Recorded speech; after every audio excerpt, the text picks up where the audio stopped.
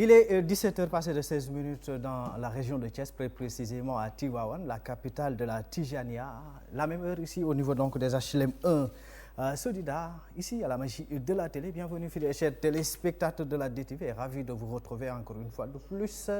C'est parti pour votre rendez-vous quotidien. TMTC, l'émission qui suit tout ce qui est actualité, qu'elle soit politique, sociale, environnementale, bref. Tout ce qui est actualité, c'est avec votre Dream Team. On suit et on décortique, on commente ensemble fidèles téléspectateurs ni ñu koy defee saa su nekk bu waxtu wi la jotee dañ fiy teew ngir waxtaan ak yéen ci lépp loo xamante ni dafa jëm ci wàllum lii di actualité ci réew mi ci bitim réew fépp foo xamante ni tey ab sénégalais yaa ngi fay yeewoo bu waxtu wi la jotee rek dañuy am mbégte am yaxin toog fii ngir waxtaan ak yéen ci lépp lu nga xamante ni dafa jëm ci wàllum actualité yooyu lii ak ñoo xamante ni seen xam-xam dafa màcc ci wàllu woowu tey nag méngoog juróomi fan ci weeru avril ci atum 2021 doon bés bi nga xamante ni nag moo topp ci bi ñuy màggalee li nga xamante ni nag mooy juróom benn fukk ak benneelu at bi nu moomee suñu bopp ak léegi di suñu accession donc à la souveraineté internationale juróom benn fukki at ak benn yooyu la nag méngoog juróom benn at yoo xamante ni la magie de la télé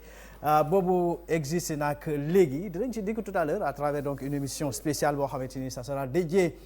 donc loolu nga xamante ni moom mooy juróom benn at yooyu la nag elle est là et elle devrait être là tantôt autant pour moi même devrais-je dire ki nga xamante ni moom mooy Léna Salif Mbaye mi ñuy gunge saa su nekk waaye dafa am ndog-ndog bu daw rek boo xamante ni bu soobee suñu borom bu ëllëgee ci waxtu wi la dina fi teew ngir waxtaan ak yéen mais tey jilee nag ni ma leen ko waxee émission spéciale la boo xamante ni nag dañ ciy waxtaanee yéen bokku téléspectateurs yi ci waxtaan bi sax ngeen di bokk ndax da ngeen di mën a participer en live mën a def li nga xamante mooy le 88 628 11 22 da ngeen mën a participer wax naka ngeen gisee juróom benn at yu DTV naka ngeen gisee émission Toi-même tu sais waaye naka ngeen gisee émission yëpp yi nga xamante ni tey jilee ñu ngi am fii au niveau donc de la magie de la télé lépp loo xamante ngeen jàpp que ni war nañ ko mën a jooyanti c'est l'occasion pour le dire aussi dinañ leen xeralu déglu leen balaa ñu ciy dugg nag très rapidement di leen wax lan moo nar a nekk menu ak invité spéciaux yi nga xamante ni nan nañ ko am tey jilee à travers donc cette émission dañuy dem au niveau du studio 2 fekk fa Abdoulaye Ndiaye le golden boy de la presse sénégalaise ou bien le Gaulois de Mbar. Abdou gannaaw ba ma la nuyoo lan moo gën a fës tey ci li nga xamante ni mooy actualité internationale. waaw Mouhamadou Mansour ginnaaw bi ma la fayoo nuyoo di ko nuyu itamit mboolem ñi nga xam ne ñoo di téléspectateurs yu DTV di leen rek ndokkale ci feetu 4 avril bi li gën a fës ni nga ko waxee ci actualité internationale soxal xibaar yu jógee ci bitim réew dañ koy doore ak yëglekaay bii di rek Jeune Afrique ñëw bu baax a baax fii ci dëndu Afrique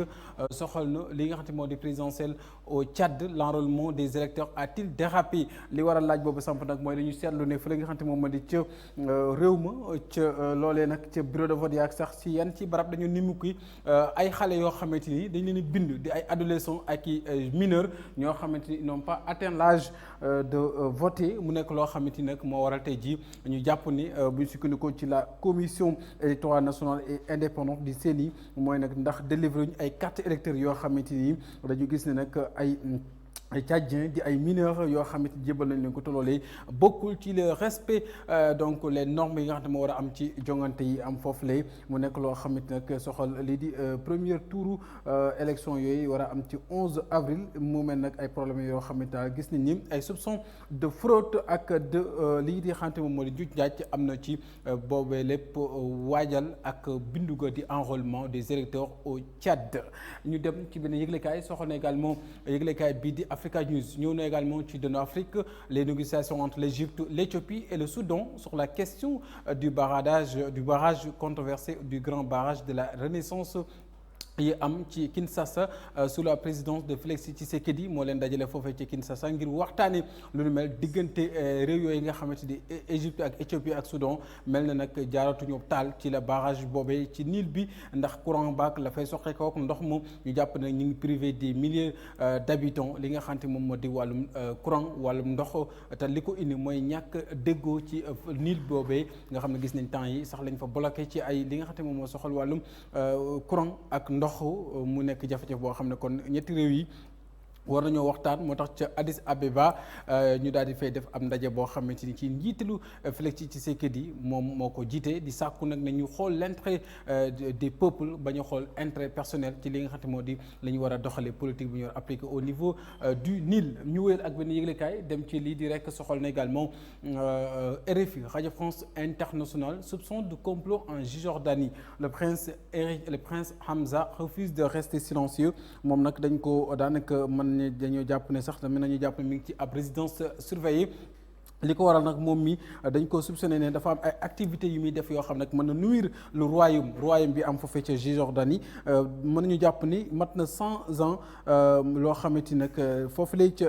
Cisjordanie lu mel ni doo faa am ci jafe-jafe bu ni mel ci wàllum nag mise en cause bi ñu def soxal ki di rek prince Hamza mi ñu gis ne am na xew-xew yu muy amal yoo xam ne bu sottee de mooy kii di roi ba day daal di daanu roi ba nag moo war a fi mu nekk nii mu jël ay matuwaayam moom ba soril ko ci boppam bañ na ko sax moom mi ci 2004 mën nañoo jàpp ne la ñu rek nangu woon lépp lu jëm ci ab prince héritier moom roi Abdallah moo ko defoon retiré son titre de prince héritier en 2004 parce que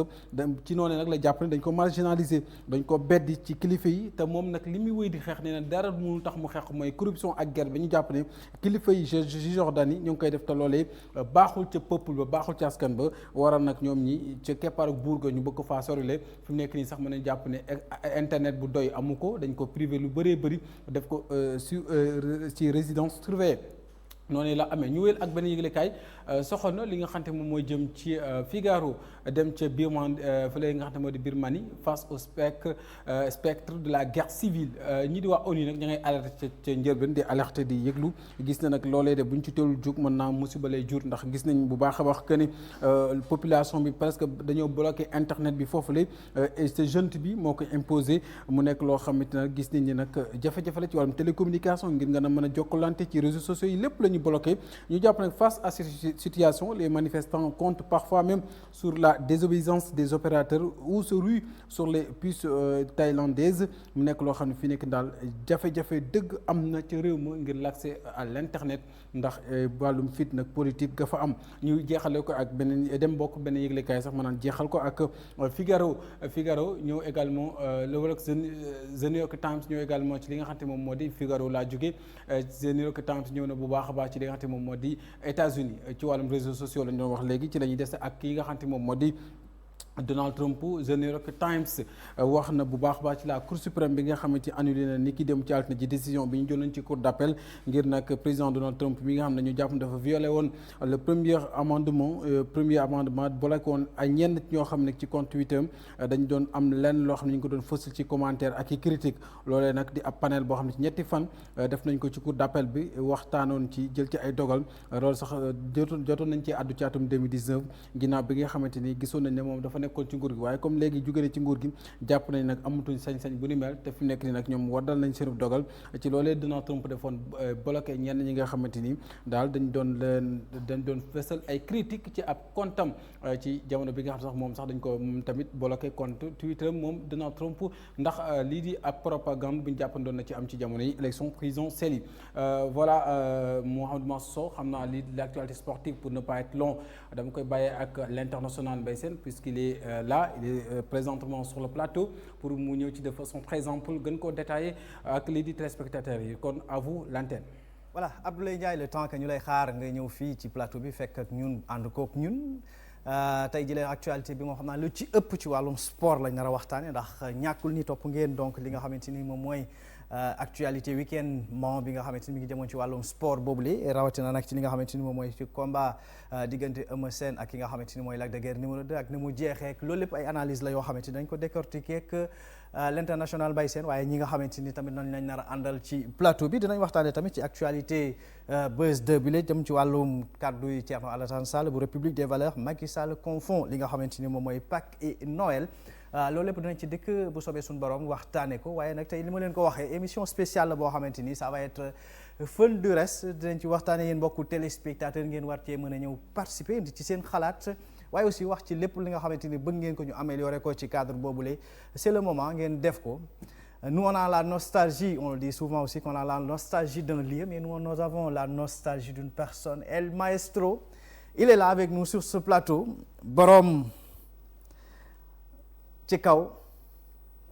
ca kanam ci lu baax. Quand je dis cela, ça vous renvoie à une image, une personne qui a incarné l'identité de cette émission-là au tout début. On le nomme Nicolas Mokhtar. nuyu naa la ziar naa la. fay naa la. plus loin plus haut plus fort. tous ensemble sur la magie qui continue. Merci beaucoup. xam naa ne namoon ngeen ko mbokku téléspectateurs mais il est là aujourd'hui on va parler donc de l'émission Toi-même tu sais et par ricochet on va parler des 6 ans de la magie de la télé. Il est là, il fait partie des précurseurs de cette émission-là. Il a porté haut le flambeau et aujourd'hui il est là avec nous. Nicolas Mokhtar, ñu bàyyi la nga nuyoog mbokku téléspectateurs yi la. Voilà, c'est toujours un plaisir en tout cas de partager ces moments avec les fidèles téléspectateurs et sans oublier les internautes qui nous suivent sur l'ensemble de nos plateformes digitales telles que Facebook, Twitter, Instagram, la chaîne YouTube et l'application DTV Sénégal. mu ànd ak mbégte maa ngi baalu ak askan yëpp sénégalais yi africains yi monde entier di leen baal ak di leen baalu ak te di ñaan suñu borom boole ñu baal ñu fekkee ay déwén yu bëri. maa ngi lay bëggee bu baax ah chéri Chadia maa ngi lay delloo njukkal bu baax a baax waaye tamit di nuyu Mbaye Sène l'international moom mi nga xamante ne tey fu ma toll ci Ismaïla Lo rek moom joué na ci rôle bu essentiel nga xamante ne lu ma xewle rek Ismaïla Lo dafay déplacé wu jóge këram ñëw ba sama kër. donc loolu ma ko koy féddale ndax yàlla boole nañu ñu ànd liggéey bu am solo te ba tey sax ñu ngi ci liggéey boobu ndax ñu ngi ci biir. DTV di nuyu le prince de l'actualité sénégalaise Aboulaye Ndiaye moom mi nga xamante ne mu ngi def ay jéego yu am solo. c'est le golden boy de la presse sénégalaise. Le golden boy c'est Sidi Diop lui c'est le prince. lui c'est le moi je dis que c'est le. moi à mon avis bokk. moi l'enfant chéri de Mbaax. Nicolas Mokhtar toujours égal à lui-même dina ci dikkaat tout à l'heure pour waxtaane ay anecdotes yoo xamante ni y a des choses qui t'ont énormément marqué à travers cette émission. Et parmi tant d'autres aussi des gens qui ont porté haut la main, qui ont porté haut le flambeau cette émission-là. Dinaa ci dikk tout à l'heure à travers donc des surprises. Il est avec nous comme tous les soirs l'international Mbaye Sène Mbaye nuyu naa la. Mansour maa ngi lay fay di nuyu Nicolas di nuyu aussi Aboulaye Ndiaye ak téléspectateurs yi ak ñi nga xamante ne ñoom ñoo safoo émission bi. C'est vrai que ne 6 ans yàgg na yàggut du 6 jours du 6 semaines te du 6 mois. daanaka su fekkonte ne duñ ko compter ci année bissextile yaakaar naa ne soo defee 6 multiplié par 365 ça va te donner beaucoup de jours. soo ci génnee xanaa samedi ak dimanche. c'est vrai que ni Nicolas am na lu mu wax léegi nii concernant nga xamante ne moom mooy Ismaïla Lo c'est-à-dire xam nga Ismaïla Lo moom dañ koy bàyyi ak yàlla moom baax gi na ci moom yàlla moo ko ci def dama koy wax di ko wax tout le temps dafa xam nit te dafa xam cëru nit. yaa ngi comprendre Nicolas it wan ko yar wan ko teggin. mu delloo ko ba mat sëkk di nuyu foofu laay taxaw aussi nuyuwaale ñi nga xamante ne bii ni ñoom ñooy soppeem yëpp te tax xaw ma woon ne ci kër gi man rek maa ko bëgg ak Nicolas. bi ma ñëwee léegi ci sa régie dégg naa Ismaïla Lo ay jigéen yu yàgg ñu koy teg j'étais très très très content. xam nga man ko jàpp paa bi rek dafa mel ni man nga jàpp ndax dama ko bëggal sa bopp sama xarit la yaa ngi dégg ba pare di sama papa nag. c'est vrai xam nga Mansour c'est-à-dire Nicolas il fait partie des précurseurs de cette émission parce que moom. ak Alaaji Sala Bigué ak man mii ñoo doon training xale yu bari yoo xamante ne bi ñu ngi ci chaîne de télévision yi fi nekk nii tey. mun naa jël exemple Myriam mu nekk Sen TV mun naa jël tamit Chika bi doon jouer théâtre mun naa jël tamit Rema mun naa ci boole tamit Valérie kon ce qui veut dire émission bi jot na génn ñu bare ba ñeneen fekk ñu fi yaa ngi dégg moom mu dem Pape Ousmane ñëw Pape Ousmane bi mu demee tamit Aram Touré ñëw ba nu Leena Salif Mbaye ñëwee tey émission bi kon ce qui veut dire c'est une émission boo xamante ne bi qui demeure les personnes partent mais l'émission demeure yaa ngi dégg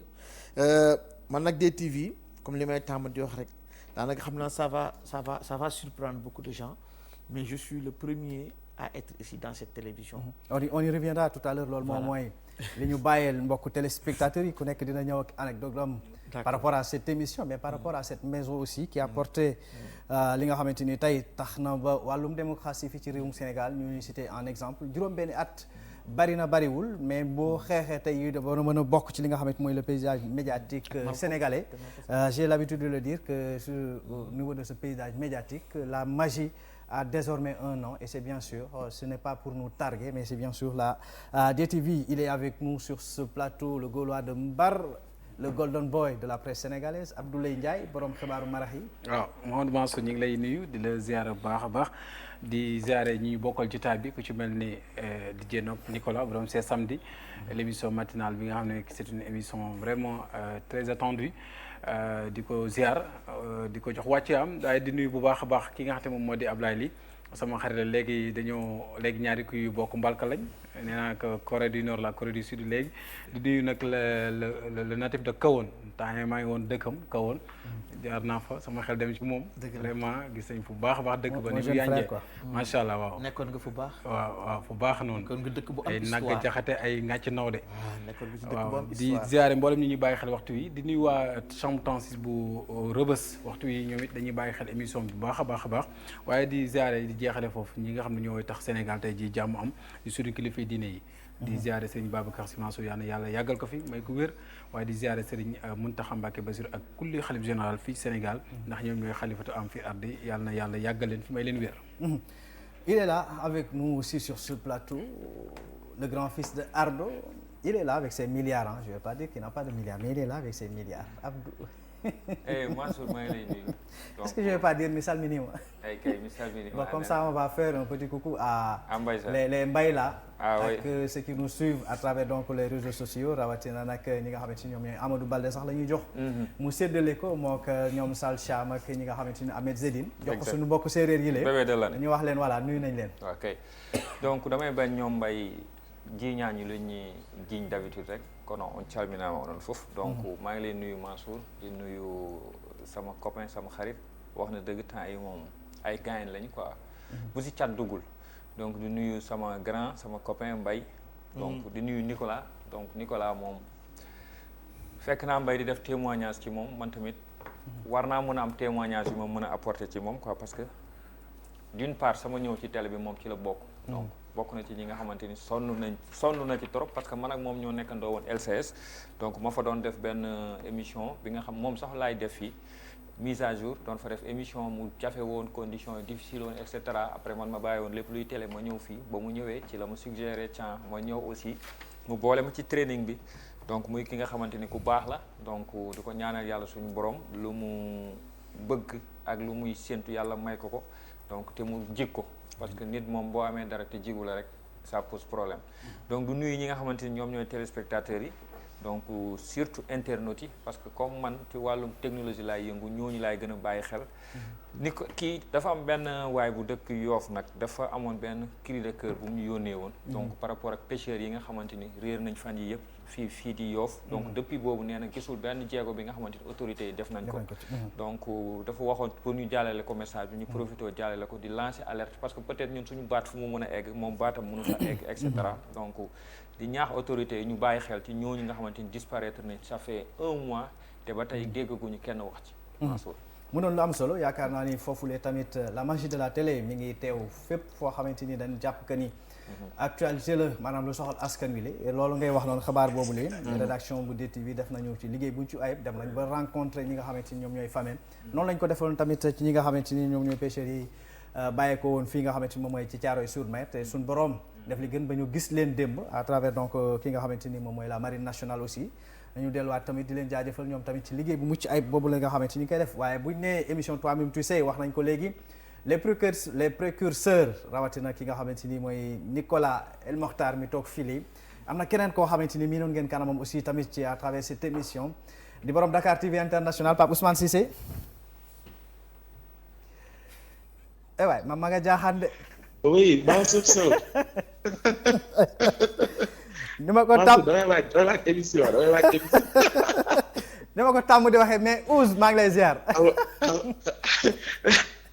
yàlla la ziar. voilà Mansour maa ngi lay ziar bu baax. di nuyu mbokk yëpp vraiment c'est émotion laay am nii. parce que maa ngi en dehors di leen déglu maa ngi jàkkaarloog télé bi nii. di ay xar kanam yoo xamante ne namm naa leen namm ma leen parce que li ci ëpp si ñoom des fois dañuy déggante. Nicolas Mokhtar nga xamante ni moom su ma tudd turam rek lu bëri moo ñëw sama xel. sànq yeneen koy tudd ci précurseur bi mu doon ci toi-même tu sais bokk ci ñi ko dëkk jëmmal ma am ci ay anecdotes yu bëri ndeysaan ci bi muy door ak bi ñu leen di fekk si également pour indi touche information bi ci émission bi. xam naa dinañ ci ñëw Mbaye Sène l'international ku ne xam na ma ak moom ku ne la mën nañ di wooye naan kañ leen di juboo pour ñoom dañuy jàppante ne fekk ne ku nekk da ngay défense idée donc Mbaye moom it indi lu am solo ci toi-même tu sais surtout ci façon bi ñu ko defee style bi nga xam ne moom rek moo ko am il faut le dire amul fenn caadu Mbaye rek moo la mën a wax ci ku am histoire bu dafa ci télé bi Abdoulaye Ndiaye Sénégal mooy aussi gis naa ni ci at yi yëpp def na ci ay jéego yu am solo parce que dama koy suivre donte sànq nag page internationale dafa gudd trop dafa gudd lool gudd na trop war na ko mën a. ñu ngi koy wàññi de waaw daa ko vraiment war na koy segg nag. war na koy segg nee naa ko wàññil dafa daal di wàññi na ko léegi. maanaam day taalif amoon ci moom xam naa du ko fekkee te nit ñi léegi wéeru il faut nga ñu bàyyi xel am na del sélectionné jël ñett rek yu am solo nga tëgg ko mais juste pour rire mais moom it aussi def na liggéey bu am solo te maa ngi koy suivre aussi des fois ma gis ko te gis naa ni def na bon bu am solo te loolu it dañuy ñaan quoi ku yokku rek da ngaa wàññi je pense que am na solo yow aussi Mansour il faut le dire ci toi tu sais de ci ñëw aussi am na beneen taxawaay boo ci indi des fois yaa ngi doon suppléer ak Mourou Mbacke ñaar gis nga ko moom it. maa ngi fàttaliku les jeudis moo daan ñëw yow yaa dañ ñëw les vendredis. vraiment. waaye vraiment. waaye mu doon ay moment yu spécial donte yaa ngi koy wax léegi maa ngi Dakar. mais yu doy waar. waaw yaa ngi koy wax maa ngi Dakar TV. mais moment chaque fois moment yooyu barki démb rek. barki démb pour anecdote. allez-y. waaw maa ngi dugal benn visuel benn émission. bu may def Dakar TV ma dugalee visuel ci commentaire yi maa ngi gis benn waaye ne waaye dellul Dakar dellul DTV. ndeysaan di ko jël inbox naan ko tax kii mu ne ma non c'est que xam. lu am solo la wax Pape Ousmane Cissé dinañ ci dikkaat tout à l'heure parce que yaakaar naa ni ku nekk le temps que muy déplacé wu connexion bi di gën a stable yaakaar naa ni ku nekk am nga anecdote boo xamante ni war nga ko mën a def ci li nga xamante ni moom mooy émission toi-même tu sais bi am nga ci en tout cas une histoire toute particulière ndax loolu muy wax noonu le man maa jël flambeau bi jox ko moom Pape Ousmane Cissé yaakaar naa ni Nicolas mi nekk fii ci plateau bi mën na ma koo seedeel ma doon def li nga xamante mooy actualité politique et sociale ñu dem ba liggéey bi au niveau donc de la rédaction jàpp ma ba yegg man fenn fi ma jébal ko macha allah mu di ko def liggéey bu mucc ayib moom it ba mu ko yoree di ko yor presque daan yor du lundi presque au jeudi man may ñëw benn jour de la semaine et yaakaar naa ne liggéey bu mucc ayib def na ko ci sous la houlette de ki nga xamante ni nag tey je le dis c'est El Maestro ngay am mbégte loolu daan bokk ak moom plateau bi ndax c'est tellement fun c'est tellement ouvert il s'est tellement donné de la chance aussi à énormément de personnes et j'en suis témoin ñoo xamante ni tey ñu ngi ci je peux en témoigner ñu ngi donc dans différents médias du pays tey ña nga fay def feu et flamme te yaakaar naa ne ci moom mii lanu jaar à travers cette émission aussi et je pense bien qu'il est temps aussi te yaakaar naa ni suñu borom subhanahu wa taala dinañu may yeneen occasion yoo xam ne dinañ ci gën a toog ngeen a sargal ku nekk ci nga xamante ni liggéey bu mucc ayib bi nga xamante ni def na ko ci émission bi nga xamante mooy toi-même tu sais Nicolas Makhtar. sant yàlla alhamdulilah parce que lu ñu fi wax rek ci yéen la ne Abdoulaye lii daf ñu fekk ci biir émission bi fekkoon na boobu présenté woon naa ba pare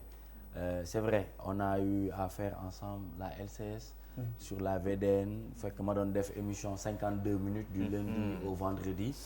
moom mu doon def ay mise à jour doon ko def sous forme de tutoriel capsule voilà donc c'est vrai yàlla dogal bi ma ñëwee fii ba commencé am benn base bi ñu déggante ma ne ko non mën na nekk parce que lépp rek ci kii nga xamante ne moom moo ma jaraloon ma jóge ci télé ñëw fii muy Thianchandou mooy ki nga xamante ne du ma tàyyi di ko remercier parce que lu ma mën tey macha allah ci télévision moom moo tax moo ma jàngal ni ñuy waxee moo ma jàngal ni ñuy defee moo ma jàngal ni ñuy téye un plateau de 20 personnes même pour ne pas que personne ne s'ennuie ci plateau bi. Effectivement. Loolu moo ma ko jàngal mu dynamisme dénkoon ma ay responsabilités yu bëree. Surtout nag ci biir TMTC parce que boo xoolee man bi may jugee ci télé di ñëw fii. su amee plateau ci télévision bi benn plateau lay doon. mooy amul woon plateau. y avait rien pratiquement mais ñu ngi ko doon taqale. bi ma ñëwee mu ñu dénk ma émission boo xam xamuñu woon sax nu muy tudd xamuñu woon sax tur bi naka la mais amoon nañu conviction que ne rek dañu bëgg def un nouveau rendez-vous. boo xamante ne kenn rek lañ doon concurrencer muy Kouthia. Parce que heure boobu Kouthia rek moom moo ci nekkoon. Effectivement ñu ne woon c'était évident c'était pas évident mën nañ ko def mënuñu ko def mais ñu gëm ne mën na nekk. c'est-à-dire mën nañu bokk ak moom heure boobu noonu di traiter actualité di def de l'utile à l'agréable. ma def training 7 mois juróom-ñaari weer. waaw yoo xamante ne du lundi au vendredi. 7 mois waaw mooy 9h du matin laay dugg fii 21h laay génn fii. di yéeg premier ba 4e. waaw 4e la woon. di fàtte ne war naa ndékki di fàtte ne war naa añ di fàtte ne war naa njoganul lépp rek parce que ambition bi c'est vrai Mbaye Sène fii lañ ko fekk. parce que boobu mu ngi nekkoon RDV musique sport. mais ñun bi ñuy ñëw fekk nañu mu nekk DTV. d'accord après nag Sala bi géej ñëw moom tamit fekk ma nekkoon di liggéey ci gars yi di liggéey après ñoom ñu ñëw jàppale ma ci liggéey boobu noonu. C'est vrai il y avait plus de 24 à 26 personnes yoo xamante ne aujourd'hui sant yàlla ça veut dire quoi ça veut dire télé yi bu ma leen di zappé di xool télé bu ci nekk dinaa ci gis benn wala ñaar ba ñett yoo xamante ne suñu borom def na ci man la njëkk defee télévision c'est-à-dire bi ñuy ñëw fii dañu amoon juste taxawaay bi profil bi mais pour ñu siggi woon xool ma sax c'était un problème ma leen doon jàngal clarté dans la diction doon leen jàngal chaleur dans la voix xam nga il faut toujours être souriant créer confiance entre yow ak ñi lay seetaan pour que li ngay mën a wax mu mun a dem seen xel bay dugg seen xol jànguma ko fenn xëy na don la ak ma yàgg di bëgg di wax rek yàgg di bëgg di wax moo tax tey sama xarit ami d'enfance yi à la Sicap Rudis su ma ñëwee dañ naan ma wax nga ba ngoon xanaa di nga noppi léegi diglu sax ñun ñu wax xam nga parce que ils ont compris que c'est une passion. C'est une passion boo xamante ne moom mooy animé sauf que y a un défaut mooy xadar bu bëri xadar bu bëri dafay tax ma perte samay xarit. xadar bu bëri dafay tax ma perte samay nit mais ñi ma comprendre dëgg dañuy xam ne rek c'est pour bien faire. fougue la quoi. voilà fougue la voilà c'est pour bien faire.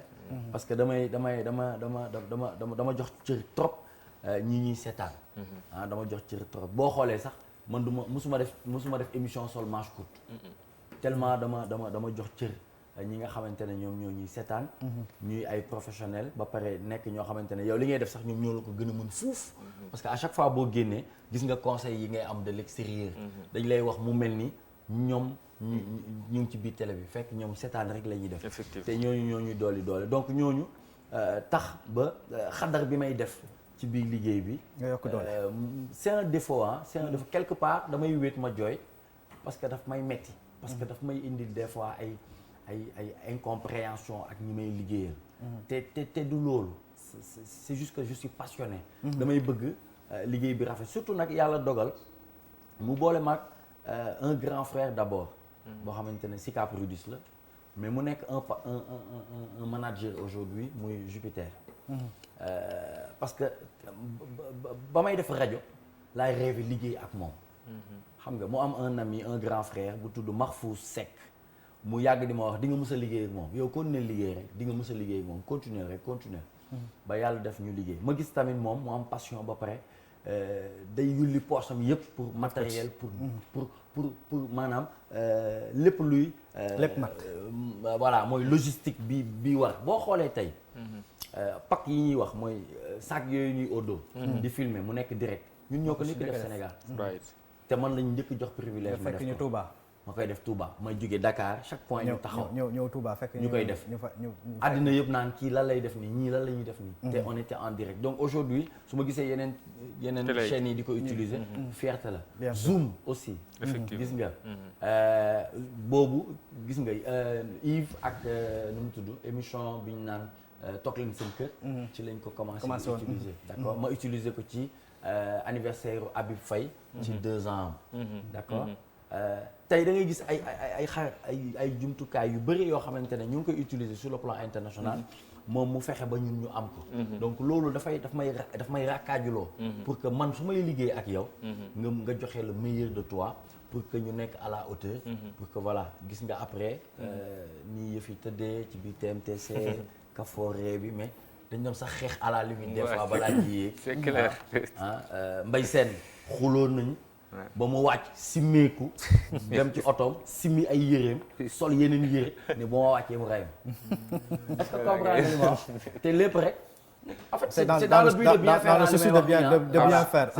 c'est toujours li may wax nii bien sûr. c'est pour raconter. parce que anecdote yi du jeex du xaaj xam naa ne ci bëree bëri la yoo xamante ni dañ ci gën a. bul ma def yëfu non dinañ ci ñëw parce que su ma la bàyyee kàddu gi xam naa la ki nekk sa nopp nekk mu bàyyi la. non kenn nekk sama nopp mu bàyyi ma yow xam nga ma bu baax parce que yaa ma invité kon man ma bàyyi sama kër ma seetaan samay film rek. non damay bàyyi oui ma lekk samay ngalax parce que xam nga chaise bi yow chaise bi nga toog yow ko gën a xam. waaw chaise bi du ma la présenter chaise boobu nga toog. bu tàng bi waaw. mais chaise bi. waaw mais voilà loolu mooy force. voilà chaise boobu nag mi ngi noonu. chaise bi fii la Ahmed Khalifa Niass toog. voilà El Hadj Diouf. fii la maître El Hadj Diouf toog. chaise bi fii la Farba Senghor toog. chaise bi ci la Abdourahmane Diouf. toog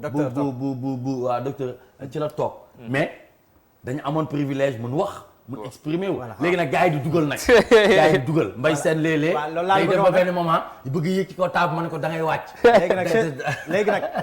tey ñoo ñëpp nag ñooñu nga fi lim ñëpp. nga dégg de Nicolas yaa leen nar a remplacer tey. c'est clair. parce que question yi day ñëw. waaw est-ce que xam nga loolu. waaw man ragal est-ce que gars yi ñëw est-ce que dinañ ko ñëw. non dañuy laaj man xam nga dinaa la laaj. Mbaye peut-être sumeeku na mais man sumeekoogu ma. man xam nga ne benn moment. non mais entre parenthèse boobu laa bëgg tëj mais mu ngi nii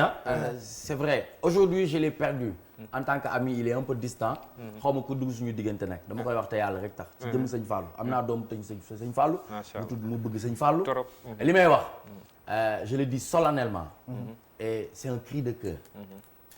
ku ci mën jàpp na ci jàpp. il est distant. pourquoi il est distant je suis allé vers lui. pour lui dire pourquoi tu es distant. dama gis ne léegi su ma la nuyoo. da nga may fay nànk. su ma bëgg lay draay da ngay téye sa bopp. parce que fii la TMTC dañ ne yaa ma gën a xam wala maa la gën a xam. lu mu ci munti doon en tout cas c'est une famille avant tout. je suis d'accord yow amuñu nëbboo dañuy mbëkkante. suba ñu juboo Moustapha Gueye dañuy mbëkkante. après ñu ànd. suba ngeen juboo waaw mosoo mbëkkanteeg man. yow parce que mosoo maa ñeme. non yow dafa am c'est-à-dire on se retrouve quelque part. voilà yow da nga nekk nit bu dal. man ma nekk nit bu yëngu. ñan saa mu tëmbal de. voilà mais non mais xam nga mais ci dalam bi xam nga c'est-à-dire li tax ñu musuñu am kii. parce que il a tôt compris. waaw fa laa jëm. effectivement. léegi su ma ñëwee daf may mën a amortir. wan ma ne. loolu nga soxla. di pare naa mën na nekk. dañ koy def. mais est-ce que lii ak lii moom il a toujours le dernier mot en disant est-ce que. ok diplomate xam nga voilà te loolu noonu dafa ma doon freiner. right après ma ne ko def ko noo ko sentir. comprendre nga. ba pare yàlla dogal. kii doon sa soxna tey. dafa nekk sama original nit. ah oui. amul benn gâteau boo xamante ne tey. dinaa ko soxla. ma fay ko musul am. ah oui. mais balaa loolu. mu doon soxnaam. daf ma doon woo di ma invité ci ay places yu mag ñuy waxtaan. sottante xalaat intellectuellement. sottante naka la ñuy def ñun en tant que jeune. pour que affaire yi évoluer. mu nekk nit bu entière. léegi bu nekkee damay liggéey ak nitam. moom may waxtaan ak moom ci leneen je me retrouve. ok donc goroom nga daal léegi. voilà xam nga sauf que merewum naa ko merewuma ko parce que ci këli bi. soxna si moom woo ne ma waa ji mujj na ma takk. xam nga kii dafa sérieux. mais yàlla dafa teel a def complicité boobu sama diggante ak yow. voilà sérieusement. Pape Ousmane nag je le comprends tout à l'heure pourquoi il a interpellé Aboulaye Ndiaye. parce que on a toujours travaillé dans ce sens. temps daf ñu doon wax actualité bi. ñu koy gàttal. c'est-à-dire dañuy am toujours panoplie d'actualité. mais il faut mënuñu topp lii am yëpp. il faut ñu jël 3 yi gën a dëgër informer même c'est ça ñu joxe loolu parce que après à la limite dafay def wax bu bëri lay def tey répétition lay indi bien sûr noonu nga ko waxee te muy lu am solo et je peux en témoigner yaakaar naa ni comme ni nga ko waxee au tout début au commencement même yaakaar naa ni nga ko doon waxee ñu nekkoon fekk ñoo xamante ni ñu ngi soog a toor ñu ci bari ñoo xam ne seen première expérience ci wàllum télévision la ma gis gunge bi ngeen ci gunge mais nga tudd koo xamante ni aussi mun ñoo wax émission bi te mënuñu ko tudd yaakaar naa ni lépp moom la muy Thian Thiandoum le grand réalisateur yaakaar naa ni lépp c'est le maîtrisard moderne voilà man su may wax maag damay fier voilà maag moom peut-être dañoo bokk parcours ci wàllu woowu loolu tax xam naa mbëkkante maag yow tu peux le comprendre voilà mbëkkante maag yow mënul woon am parce que damaa xam da nga bëgg lu tu es perfectionniste te man boo ci yeggee benn man maa ngi ci sens man bañ naa ko ba bala ñu daan jàllale benn titre ci TMTC damay vérifier ni leen lii kenn du ko waxee nii dañ dindi man j'aime bien la rigueur je lui dis que tout travail qui mérite d'être fait mérite d'être bien fait absolument soo ko mënul def rek bàyyi ko mais y a pas de demi-mesure en la matière parce que boo ci defee benn légèreté boo ci def rek yaa ngi influencer négativement parce que am na ku lay seetaan bu ñu xalaatee ñi nga xamante ni aujourd'hui ils sont très nombreux parmi les 16 millions voire même 17 millions de Sénégalais yi nga xamante ni ils sont éparpillés un peu partout à travers le monde rawatina au niveau de la 15e région la diaspora mu leer la ne li ngay wax am na ñu bari ñoo xam ne ñoom ñoo la ëpp xam-xam ci li ngay wax loolu tax souvent je leur dis qu'il faut être sobre il faut être humble dans la vie l'humilité c'est ce qui nous permet aujourd'hui mën leen surpasser ci wàllu mel noonu lee très rapidement rek ñu jël ko waaw moom de connexion bi tey dafa sant Cissé musul am lu baax Pape Ousmane bàyyi jàmbur da nga fa téléphone yu mu doon yor bàyyi jàmbur gannaaw bëgg a tëmbalee le golden boy de la presse sénégalaise li nga ko wax nag bari nañu ko wax ni ko actualité internationale bi neex na ni nga koy articuler neex na waaye léeg-léeg day gudd ba la sang Pape Ousmane Cissé voilà le temps que ñu koy retrouver yaakaar naa ni ku ne am nga ci expérience personnelle may bàyyi xel ci benn affaire boo xamante ni Nicolas Mokhtar pour wane ni ku bëgg sa liggéey nga dañu ànd dañuy waajal 5 ans DTV dem Gorée je sais pas tu te rappelles doon fa tourner ay bande-annonce ak yooyu la jóge fa ak tàngaay bu xaw a yéeme ak 15 heures 16 heures 17 heures moins ak Léna Sarr voilà jóge fa heure boo xamante ne TMTC ñuy daw ñëw man le temps que may defale gis naa nga dem changé wu ba ñëw taxaw ci plateau bi et ça je pense bien nit ku bëgg liggéeyam aussi moom moo koy jalal yenn sacrifice et ça je tenais vraiment à te témoigner par rapport à l'ouverture mais témoignage yooyu ma def aussi dama koy def ñeneen ak ñeneen parce que dina ñëw tout à l'heure ak ñoom mu ne la grande présentatrice Ndeye Aram Touré moom tamit elle a su donner un cachet particulier à cette émission là mais ma delluwaat xool yi Cissé Ngari njar meew waaw aha barke yàlla gars dañ may tere dugg waaye dinaa dugg de dugal ba mu neex yàlla ak mbaaxam dinaa dugg parce que depuis sànq ba léegi maa ngi recevoir ay messages yu bàyyi ko un peu partout pour dire que gars yi ba léegi ñu ngi doon topp depuis bi ñu nekk TMTC ba léegi ku mel ni Mampa ndeysaan léegi mu may commenter sur WhatsApp di am moom it émotion bi ñuy am juste pour dire que ni li Nicolas doon wax sànq on est une famille dafa mel ni sax jéggi nañu ñu doon partager moment yooyu noonu foofu ci TMTC te naaj joxe ñaar rek parce que dama war a génn moo tax may inciter Mansour pour dugg dem ñaar anecdote peut-être ba ñett bi ci njëkk mooy benn jour dañu amoon benn invité mu ñëw avant ñu commencer émission bi comme ni Nicolas di def rek ñëw na dugg ku ne mu laajee di toog nangam saala bi nga ñëw lu ne mbay seen fële Abdoulaye lii xam nga suñu yooyu ñuy def rek moom mu ngi doon xool li ñu doon def bi ñu defee émission bi ba marqué pause mu ñëw mën ñu je comprends maintenant pourquoi Sénégalais yëpp adopté seen style bi nangul leen ko ci nii ma ne ko bon ma ne ma wéy parce que man def naa télévision yu bëri fu ma dem avant ñu commencé émission ku nekk da ngay wane ni leneen nga waaw ku nekk di wane ni star nga nanga mais fii je vois que ñëpp a yem saala bii kee ngeen ñëpp da ngeen di kii kon maa ngi comprendre énergie positive boobu ngeen di dégager Sénégalais yi di ci jot ndekete fii li ngeen di def nii dëgg la ci yéen loolu muy benn boo xam dama ko retenir li tax mu koy wax sànq yaa ngi koy tudd nga ni humilité le mot humilité dafa am solo et souvent l'autre dafay wax ni garder la tête sur les épaules parce que télévision ça peut rendre fou dañ naan la télévision ça rend fou mais man dama ne ça peut rendre fou parce que du ñëpp ñoo am perception boobu noonu ci jàpp ni yow yaay lépp keneen du dara am na ñoo xam te ne dugg nañ ci télévision génn lañ doonoon xool na romb di ngay gis ni lañ doonoon moom lañ doon ba léegi télévision moom moo leen di baaxal waaye mu ngi leen yàq boobu anecdote la boo xam te ne dama ko jàpp beneen bi mooy il est arrivé à maintes reprises yoo xamante ni buñ doon échanger ci thématique yi dañ ko daan def Nicolas muy am ñu doon laaj sànq que ni avec passion c'est-à-dire toog ni bu ñu amoon diw waxtaane lii ñu partagé thématique bi naka lañ koy aborder ngir téléspectateur bi ñu seetaan mu gis ci boppam te loolu c'était un travail en amont boo xamante ni ñu ne lañ ci daan def souvent à l'interne yoo xam te xëy na Sénégalais yi duñ ko xam moom li ñu am rek mooy ñu ñëw toog rek jox leen ko te loolu pour man c'est un travail extrêmement important boo xam te ni souvent bu ñu bàyyee aspect boobu rek mun na naax saay mun na am feneen fu mu yóbbu maanaam continue télé bi bu uuteeg li ko nit ñi daan xaar en tout cas émission bi te loolu lu ma retiré mooy la recherche qui se fait derrière avant ñuy yëg ci plateau bi beneen bi mooy xëy na peut-être du ma tudd turam mais à travers cette émission toi-même tu sais maye naa ci sëy man benn téléspectateur boo xamante ne daf ñu doon topp depuis le début nekk aux États-Unis mujj am kenn ku mu gis ci plateau bi soxna ku fa newoon doon animé benn rubrique mu mujj ne ma bëgg na ko ma ne ko li nga wax ndax dëgg la ci yow mun ma waaw ma ne ko bismillah ma boole leen ñuy waxtaan di dem di ñëw ba mujj bi tey dañoo sëy ak man de def na loolu du man de non du yow. waaw dafa sañ a nekk man damay bañ nga nit ñi yaakaar man nga may nekkul fii ci jamono ji. Pa Ousmane daal dëgër fit. oui ba man li may wax moom ñooñu xam nañu. man xam naa. mais Pape anecdote laa soxla est-ce que man bu ma jàpp ci yow moom mooy invité professeur Malick Ndiaye ak livre yi. Mansour balaa doon ñëw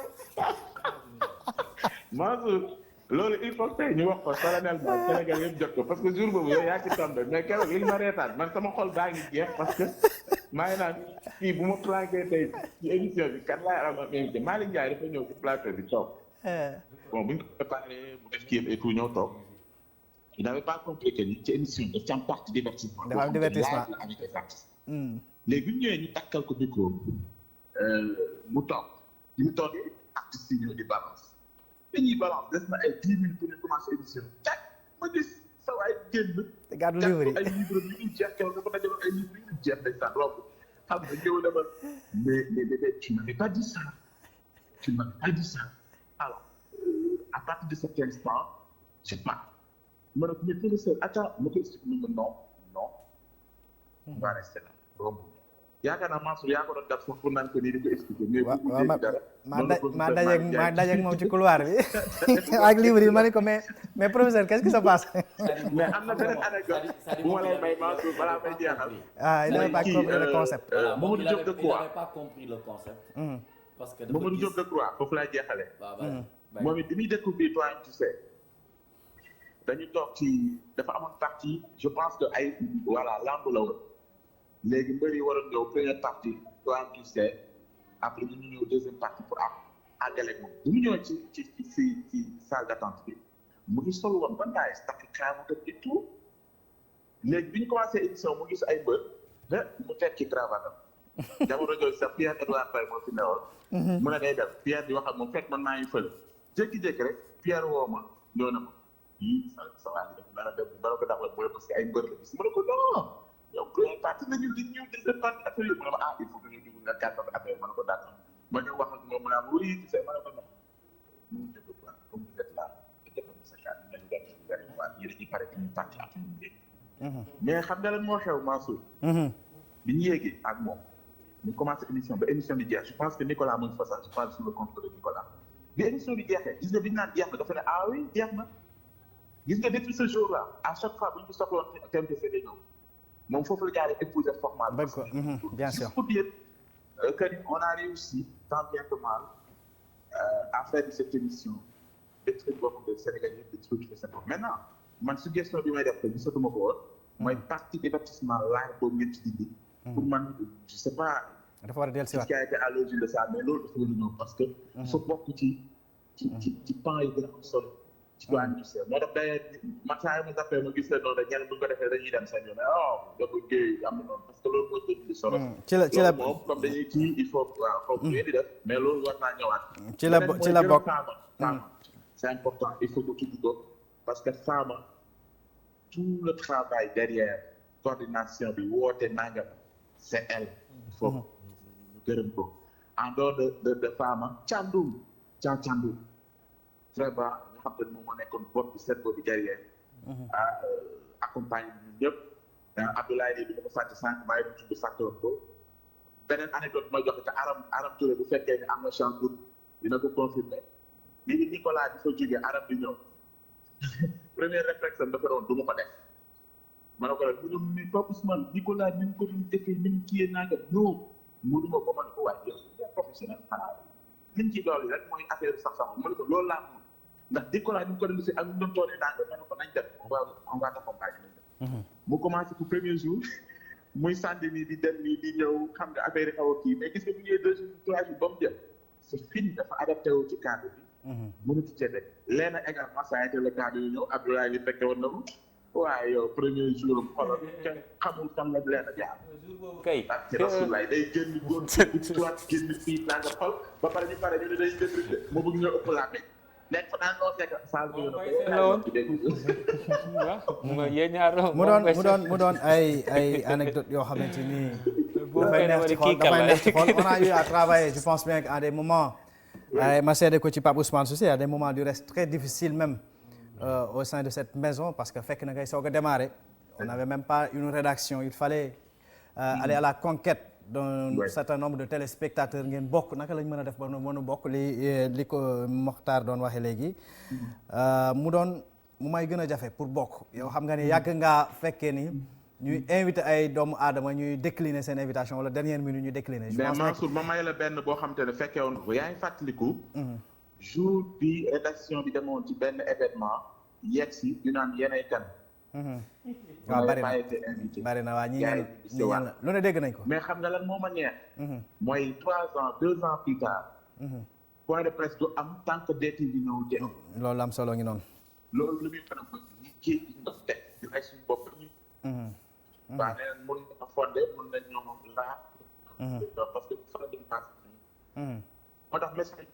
jeunes yi mooy loolu te loolu dama ko gis ñu bëri seet. mooy kii am solo xam nga am solo. mooy pendant que tu y es.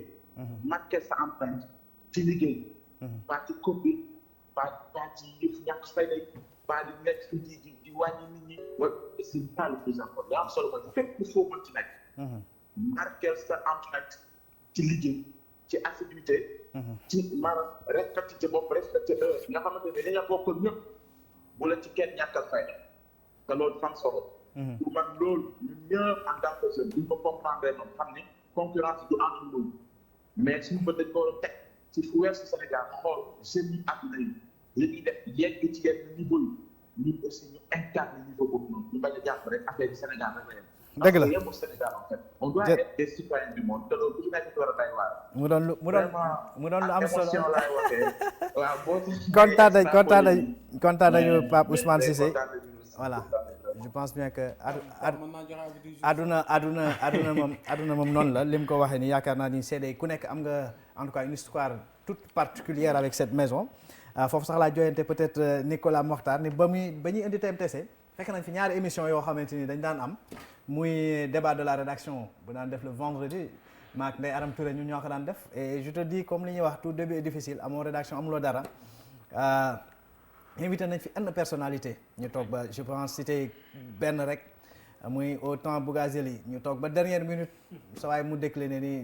xamuñu leen ba tey ñu ngi sant yàlla que ni yàlla def na tey dem nañu ba tey bari na ci tey ay que ça soit des personnalités politiques sociales ku nekk xam nga l'idée n'est pas uniquement donner la parole je pense bien que quand on parle de la DTV aussi c'est le fait que de donner la parole à des gens peut-être à qui on avait refusé cette parole-là un temps soit donné te yaakaar naa ni on a réussi ce pari-là ba léegi tey boo demee tey ci dëkk bi événement religieux bu am ñëpp dem fa demoon nañu au tout début ñu bari dañu yaakaaroon chaîne de affaire chaîne religieuse la. Religieuse, parce que lépp lañu daan direct. je me rappelle bien suñu direct bu njëkk Mansour Sall peut en témoigner bu ñu demee fële nga xamante ni moom mooy ca Saint-Louis du Sénégal ci ñaari rakka ya ñu bari dañ doon laaj chaîne de lii lan la tur bu ne lañ daan dàkkatal ñu jëlee fa nag li nga xamante ni mooy mën nañ ko wax ñaan gu nangu la ndax borom bés boobu la ñu fa doon màggal lu am événement bu religieux bu am ñu dem man nag ma am ci nattu ba mujjoon voilà ñu dem ba nattu dal ma ci ba man ñu yaakaar ni xanaa man sëriñ laa sax ba événement religieux yëpp casquette journaliste dañ koy teg ci suuf maa daan toog ci plateau bi voilà ay jàmmalaay TV ak lu ne mën nañ ko dégg nañ ko Dakar TV dégg nañ lu nekk tur bu nekk daan nañ ko dàkkantel parce que autour de Jàmmalaay TV mais yaakaar naa ni c'est avec abnégation et des hommes de valeur aussi et l'esprit d'équipe et ça j'aime ça chez Nicolas j'aime ça chez Abdoulaye Ly j'aime ça chez Mbaye j'aime ça aussi chez le golden boy de la presse sénégalaise muy ki nga xamante mooy Abdoulaye Ndiaye ak Modou Mbacké ak ñëpp ñi nga xamante ni tey jaar nañ fi rawatina nag sama jigéen boobu nga xamante ni moom mooy Ndeye Aram Touré liggéey bu mucc ayib aussi la liggéey ci kër gile ñu nekk ndoon fi defandoo fi lu bëree bëri loo xamante ni maanaam liggéey boo xamante ni jarul sax may toog fi di ko wax jaari soof noonu ma koy jaajëfal noonu laay jaajëfal Aïda Mamadou Diop di jaajëfal Aïssatou Diop Tall di jaajëfal Sayelenko Sissoko jamono ji mu nekk fële ca Maroc ak Khadim Mbaye Ababacar Tunkara Ababacar Sadiq Top may mun a ñaan et cetera boo fi nekkee tey di lim waaye tamit di Abi Sow di lim ci ñi nga xamante ni peut-être génération yu gën a sori dama ci lim suñu ancien rédacteur en chef di Mohamed Ramed Ndiaye boo ko nafi Ramed Ndiaye nga wax ci ki nga xamante ni moom mooy Cheikh Diaby te mu nekk 2S tey jile Pierre Edouard Faye nekk fii mais lu yëngu li ko yëngal moo ko ëpp doole ndax yaakaar naa tey bu ñu toogee fii di wax ci émission bi lee am na koo xam ne mooy concepteur bi moo xalaat li lépp ba ci générique bi jaar ci lépp li nga xamante ni dañ ko ciy def di métronome bi di Thiandoum voilà le grand réalisateur nuyu naa la. le grand réalisateur. mais l'homme fort ziar naa la bu baax a baax. je suis pris au dépourvu.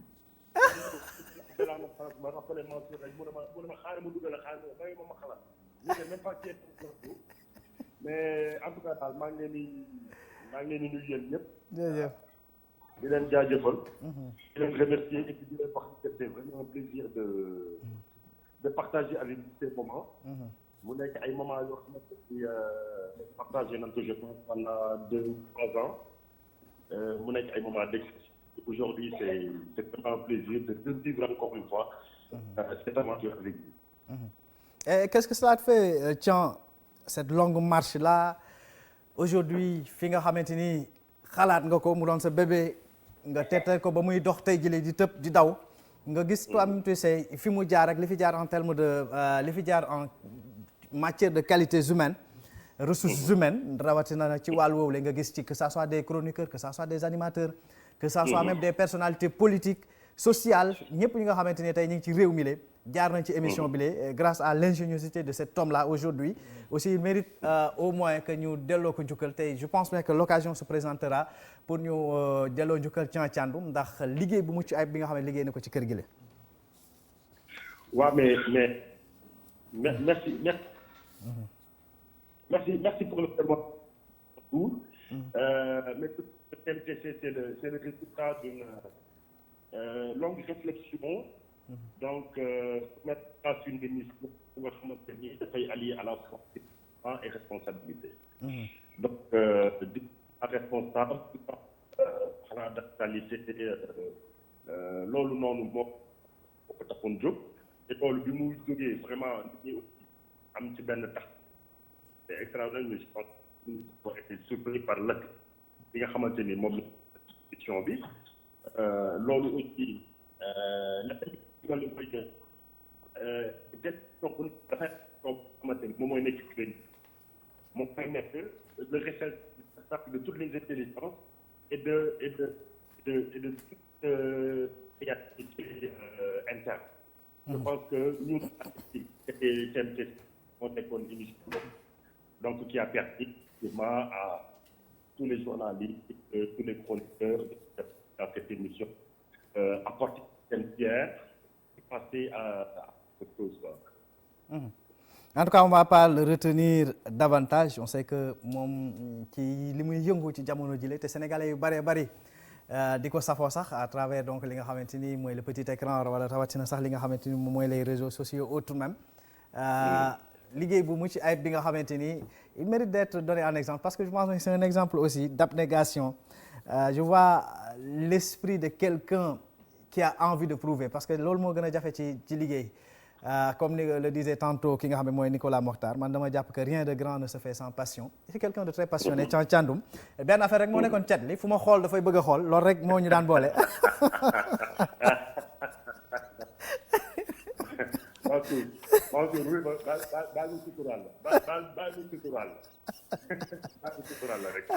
En tout cas merci beaucoup xam naa les occasions ne manqueront pas pour que ñu toogaat autour d'une table voilà. bu yoon jeexul wax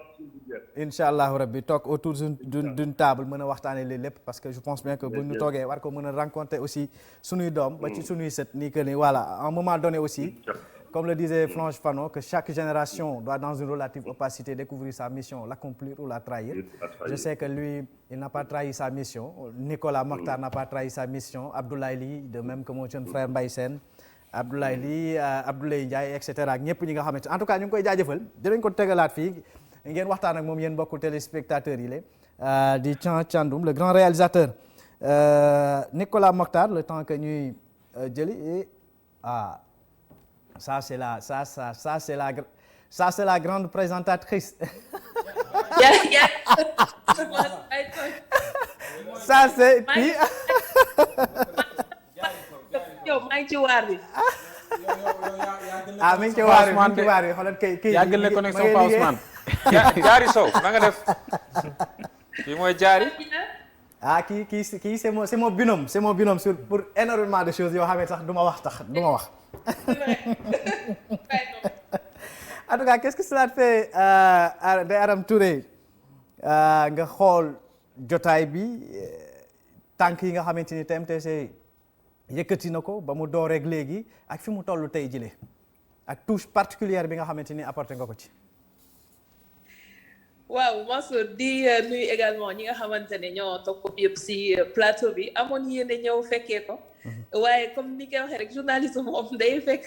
yenn saa yi moom duñu mën a am fet foog ñu nekk ci liggéey bi bu nit ñi di noppalu ñun ñu nekk ci waar TMTC de loin ba léegi damay seetaan parce que émission la boo xamante ne ni concept bi quoi qu'on puisse dire tey soo xoolee ci paysage audiovisuel bi inspiré na ñu bëri au départ déjà bi ñu ko doon def da ngay xool li nga xamante ne mën nga ko jëlee ci émission bi touche bu nekk nag au-delà de l'invité mais yeneen rubrique yi nga xamante ne mu ngi ci doon am mais surtout derrière liggéey bu am solo bi nga xamante ne femme gendarme ñu ko doon def parce que baaxoon na également ñuy soññ chroniqueurs yi pour ñuy am rigueur ci li nga xamante ne moom lañ doon indi ci plateau bi mais may fàttaliku leen na rek bi ma Jupiter dinaan ma Aram journal bi da nga koy pause ñu dénk la TMTC ba ci kanam dama tikkee ma waa Jupiter nan lay def ak artistes yi nga xamante ne dañuy ñëw sur scène mu ne ma non da ngay gis ci plateau yi nga xamante ne ñoo am ci chaîne étrangère yi ay nit yoo xamante ne ñu ngi def seen liggéey mais dañ koy def de telle sorte que chaque fois touche journalistique bi dafay génn donc challenge bi loolu la woon comment se mouvoir sur un plateau boo xamante ne nii day am casquette bu nekk te yow war nga fexe ba kii seetaan chaque fois mu jëlee ci dara donc expérience la boo xamante ne nii man du ma ko fàtte te ba léegi yenn saa yi sax ma taseeg nit mu ne ma mais mos nga ma invité ci TMTC ma ne ko ah bon lan la mu ne ma c'était sur scène donc c'est des choses yoo xamante ne duñ ko fàtte école la parce que jàng naa ci lu bëri te loolu également nekk na lu am solo également équipe technique bi nekk ñoo xamante ne aussi dañuy yombal liggéey baax na ñuy faciliter nit ñi li ñuy def te loolu souvent nit yi dañ koy fàtte xëy na da ngay nekk ci plateau bi yaakaar ni ñi ngi ko bokkal la rek mais ñi nekk ci ginnaaw doon nañu yombal également li ñu doon def sama xel day dem ci pays tardekat bi am na solo di xalaat ñoom Fat Bintou Thiandoum ñoom Pape Ousmane Habi ku ci nekk añ yi yëpp dañ ko doon taxañ ak yow Mansour sëñ Modou également Mbaye Sène ñooñu yëpp du leen fàtte Père Sala nag am na solo également ndax leçon yi mu doon joxe saa su émission bi di jeex donc yooyu yëpp expérience la yoo xamante ne duñ ko fàtte te 6 ans DTV de loin boo koy xooli da ngay fier parce que da nga naan bu doon miir la bu ñuy tabax teg naa si ñaari mool wala benn. bu ma waxee ci 6 ans yi mënu ma laa il faut nga joxe anecdote nag Ndeye Arame Touré xam nga bi may wax léegi 6 ans yi ça te rappelle ça te dit quelque chose lan la lay fàttali mooy ba ngay wax débat de la rédaction invité yi déprogrammé à la dernière minute. waaw stress boobu noonu également xam naa ni yeneen télé yëpp dañ koy dund képp kuy journaliste. mais li si am solo rek moom lay wax c'est des anecdotes yoo xamante ne chaque fois boo koy fàttaliku. dafay neex damay naan waa mais Pape Ousmane même su ma ko wooyee wala Xabi ñun lii nii ak Abdoulaye lii kañ la ñuy amaat genre tribune yu mel nii. parce que facilité bi ñu amoon si plateau bi nit yi xëy na dañuy yaakaar dañuy toog di def semblant mais ci mbedd meeg yëpp noonu lañ doon mel nga fekk Mansour muy ndékki nga ne ko Mansour xaw ma lan idi lii fekk Modou Mbacke sëñ bi foo jógee mu naa la non dama doon inspecté ci ginnaaw donc yooyu noonu dafay neex. ci plateau. nekk loo xamante ne nii bokk na ci fi ma jot a jaar loo xamante ne man bokk ci plateau ci DTV boobu laa ko dundee te saa su nekk dama koy wax duma ko fàtte mais anecdote yi bàyyi ma bàyyi noonu rek. te am naa su ma gis. particulièrement ak TMTC. te damay bañ góor bu baax yaakaar ne dama koy yokk xalaat te loolu lay daw. en tout cas merci beaucoup Ndeye Arame Touré ñu bàyyi ko mu tàggoog bokku téléspectateurs yi xam naa ni ñu nam kanamam ñu ngi koy gis sax ba tey ki nga xamante ni mooy Ndeye Arame Touré waaye la magie de la télé de la gën a namu ñëpp. non dinaa leen seet si loolu du dara am nga foofu samay nit ñoo fa nekk samay frère ay mbokk gis nga Babou Ndour de gis nga ba te doy waar xam na ni Mansour yaay tax ma ngay jaabante Mansour nuyul ma ko c'est mon ami mon frère. Mansour kontaan naa bu baax xam naa après su ma paree ci YouTube bi rek xaar li nga xamante ne tànn naa ko pour mën ko seetaan. incha allah bu ko defee waa ñu mën a daal di rafetlu également liggéey bu am solo bi ngeen xamante ne nii yéen a ngi koy def ndax au delà de TMTC keroog maa ngi woo Habi Sow di ko wax ne ko maa ngi lay seetaan dénkaane Oustaz Matar Louis Tina plateau yooyu tamit dafa am solo. di ci nuyu ay ñoom ak ñoom ñëpp liggéey bi rafet na. maa ngi gis également question de l'heure nga si boole yeneen yu am solo di dugal yeneen yoo xamante ne nii dina ci baax au-delà du Sénégal de la diaspora également ay doomi Sénégal nekk fa am possibilité di participer ci liggéey bi nga xamante ne yaa ngi koy def donc loolu itam lu am solo la te man damay naw journaliste bi nga xamante ne saa suy def liggéeyam su paree nit ñi de ne macha allah kii am na lu ñu mën a jël si moom waaye affaire bi du naa fexe buzz naa fexe wax boo xamante ne su ma ko defee si semaine bi man la ñuy amee fekk xëy na affaire bi day def météo rek romb waaye li ci am solo mooy nga am constance ci li ngay def di ko def tamit ak rigueur te loolu baax na journaliste di ko bàyyi xel. jërëjëf Ndeye Arame Touré man xam naa ne du ma ci yokk dara li mu wax rek noonu la amee yaakaar naa ne rigueur moom boo koy wax mën nga ko mën moom mooy synthèse rigueur ci wàll woowu moom amu ci caaxaan. te je pense bien que loolu moom bokk na ci li ma ko gën a nawee le temps que bu ñu bokk fii parce que yaakaar naa ne li ñu séddoo fii au niveau donc de cette rédaction au niveau de cette maison ci contexte bu yéeme yaakaar naa ne tax na ba ku nekk tey jii nga gën a respecté gën a naw sa morom. voilà ñu wéyal waxtaan wi li di ñàkk ci kanam tuuti nañ fi jot ñeneen ñoo xamante ni jaar nañ ci kër gi ñeneen ñu jaar ci émission Toi-même tu sais ndax lii lépp day wéy lii benn plateau la rek buy ébauché li nga xamante ni luñ nar a defi la. ndax juróom-benni at bari na ci ñoo xamante ni wax naa leen ko léegi ñoom ñooy précurseurs yi jaar nañ fi ñooñu dina leen dalal à travers donc différents plateaux guddi gi yaa ngi fii c'est samedi ngi fii question de l'heure ngi fii débat de la rédaction ngi fii team inter ngi fii voilà mise à jour ngi fii yëpp xabaaru marax yeeg xabaaru diggu njolloor gi ñu ngi foofu avec non kooku sama kii la kooku xam nga kooku sama taalibe la moom dafa bëgg fii ci ginnaaw jërëjëf Ndeye Arame Touré waaw kooku mu wax tamit kooku moom kooku kenn la ci man kenn la ci kër gi aussi di Modou Mbacke Niang gannaaw li mu nekk sama taalibe aussi di bari lu may concurrence aussi c'est quelqu'un aussi humainement responsable yaakaar naa ne lu nu bokk du ma toog ci un plateau du ma toog autant pour moi sur un plateau de télévision di ko fu wax aussi relation yi la ñuy entretenir ak ñëpp c'est une famille yaakaar naa ni El Maestro moo ko doon wax ma famille ma maison voilà de tey jile ñu ngi koy jëfee di ko dund mu doon lu am solo anecdote yi nag bokk na ci man bu ma ci xaw a reetaanlu mooy bi nga daan wax de moom du yëg du fent waaye lu mu yëg mu siiw mu ne Actubuzz Rema du sos du créé waaye lu mu yëg mu siiw fekk maa ngi toog ba di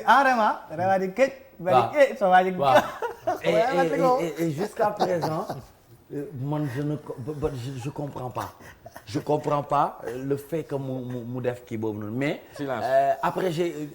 elle a donné comme kii mooy elle venait d'arriver xamagul woon lan moo ci kii ma ne ko mais nga teg dënn paas ma c'est-à-dire nga ne ma waaw Nicolas yegsi naa mais en attendant bàyyi ma delloowaat la yëf yi ma comme ginnaaw maa ngi doog a yegsi ma xool li fi nekk mais c'est vrai mu ne këj ma ne waaw day des ci man ba tey oui fekk maa ngi toog ci beneen côté bi waaw yaa ngi toog ci beneen côté bi mu dafa bette nag dafa bette quoi dafa bette te mooy li ñuy wax lu la bett da lay mën ak loo mënti nekk professionnel lu la bett da lay mën ñu fàttali ko aussi top c'est-à-dire bi ñuy tëj kii Khalifa Babacar Sall Khalifa la wala Bamba Fall Bamba Fall voilà muy jooy ci plateau bi ronga ñi di tuur ma ne ko looy def ji muy jooy mu nekk nit ku baax voilà boo xamante ne ba tey ñu ngi weccoo ay xalaat léeg-léeg ma am lu ma defar yónnee ko mu corriger ma dama fii dafa def faute fii da nga def nii fii da nga def nii changer lii defal nii defal naa mu nekk quelqu'un de très pertinent aussi nit bu sobre nit bu modeste moom tamit muy nit ku baax a baax donc dañ koy delloo njukkal bu baax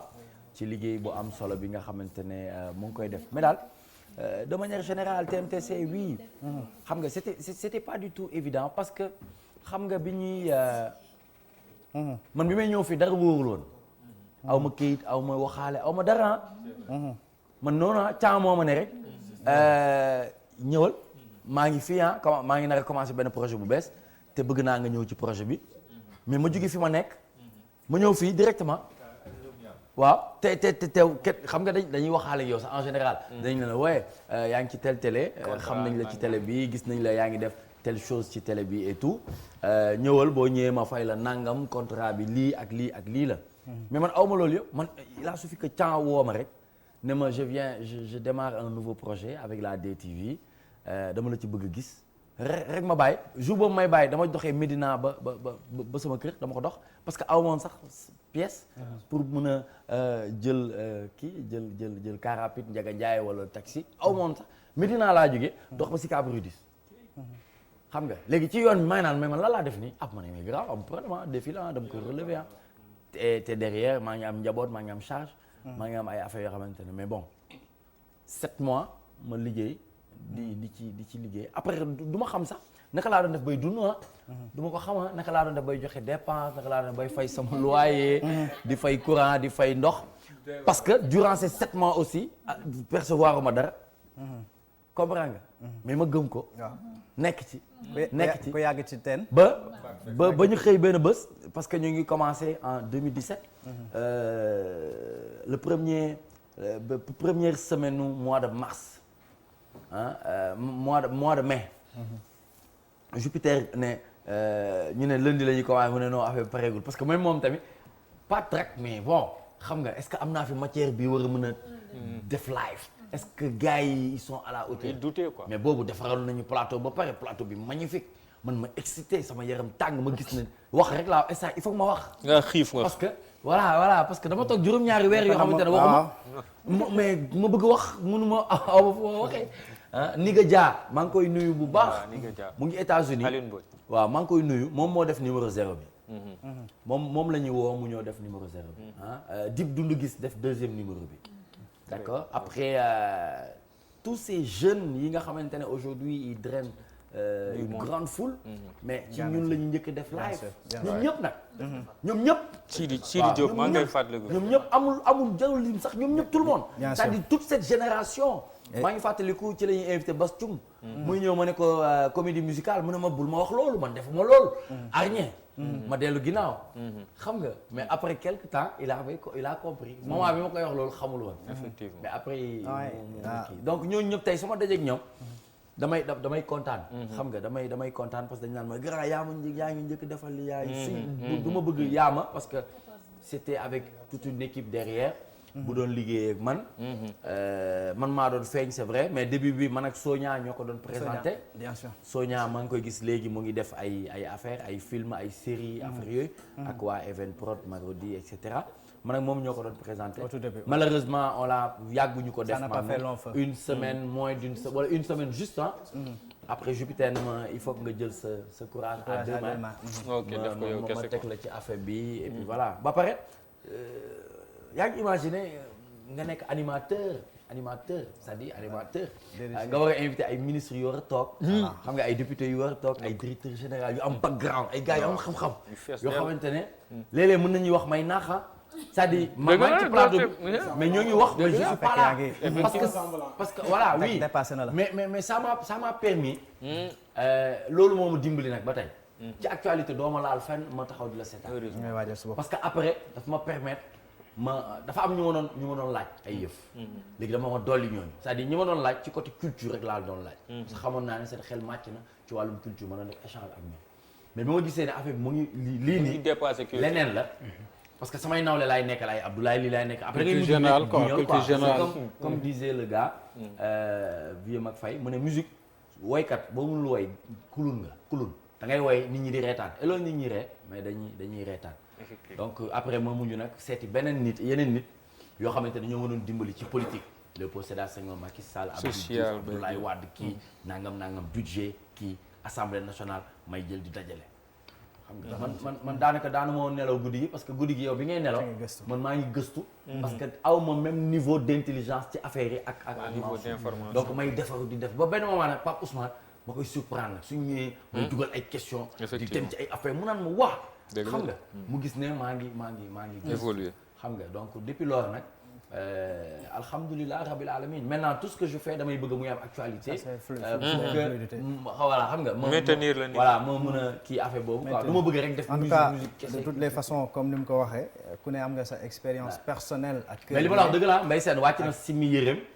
sol tenue du sport ne bu ma wàccee fekkee nga ko Sala Bigué yu bari kay yow Sala Bigué invité nañu cantaakun boobu cantaakun bi non pas keneen ki Mohamed Niang waaw invité nañu Mohamed Niang ma posé question Mohamed Niang fekk kii moo toogoon fii kii nekk groupe des médias te muy dessiné waa jooju noonu Odia moo toogoon fii Sala toog fii Omar Diakhaté ma posé Mohamed Niang question ci affaire moo Cheikh parce que boobu comprendre naa ne affaire kii wutul ma koy laaj parce que am na lu ma musoonoo wax après bu ñu toogee un an après waaw ci Cheikh Béthio après un an après dañuy bëgg xam yaa ma gën a xam dañuy wax ma laaj ko Sala ne mooy tontu comprendre nga ma ne ko mais loolu amul non posé ma la question man kii laa posé mu ne moom moo koy tontu ñu affaire bi commencé di kii ma dugal pub après Sala jug taxaw ma jug taxaw Odia taxaw suñu diggante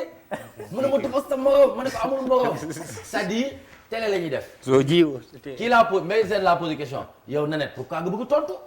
man bés moom léegi bàyyi na Mbaye Sène tontu après yow booy rafetal nga rafetal comme moom nopp gaar mi la am lu baax rek la bëgg a dégg ma d'accord ko may ko loolu mais il fallait que Mbaye Sène tontu mu ne nag moom léegi nag ñu am benn affaire bu dëgër nag ci biir loolu noonu rek ñu commencé di ma décompter te fekk ñu ngi jàppante ñu commencé di ma décompter 3 4 2 rek ma ne voilà donc la deuxième partie affaire Odia non émission bi dafa jeexal da koy suspendre mu ne les gens réussissent oui voilà comment voilà très bien mu doon lu am solo comme ni nga ko waxee rek expérience personnelle la yoo xamante ni ci cours bu nekk man je me rappelle am naa fi ay bëccëg de Mbaye Sène sauf que Mansour moo bëggul ma wax monsieur le maire maa ngi bëgg wax mais Mansour monsieur le maire de la Patte d'Oie Banda Diop yooyu yëpp nekk na histoire yoo xamante ni personnel yu nit ñi am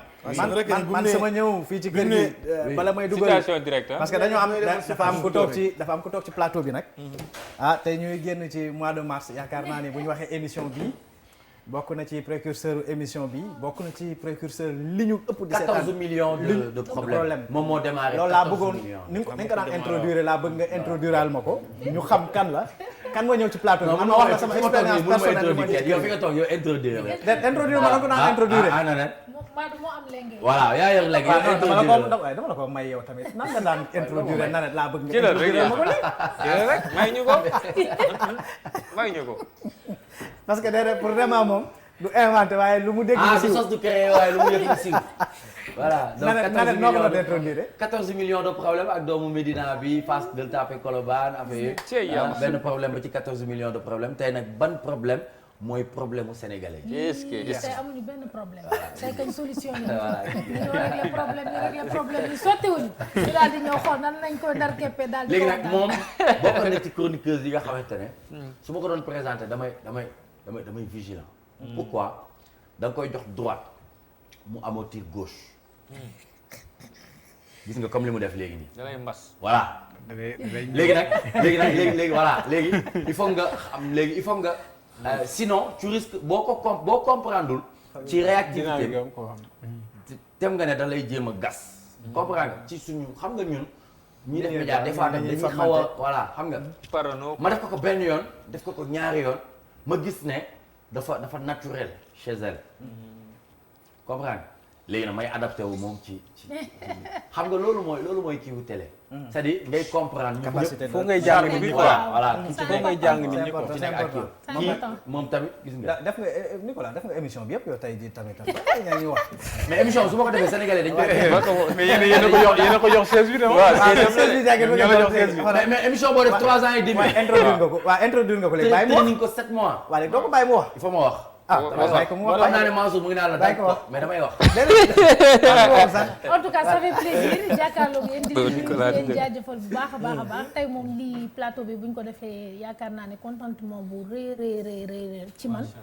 parce que mine de rien DTV am na 6 ans waaye man am naa fi 4 ans donc c'est une partie de moi mën naa ko wax parce que déjà ñi ngay nekkal à chaque fois ci télé bi ñooñu ñooy say mbokk parce que la plupart du temps yaa ngi ci liggéey bi yaa ngi coordonné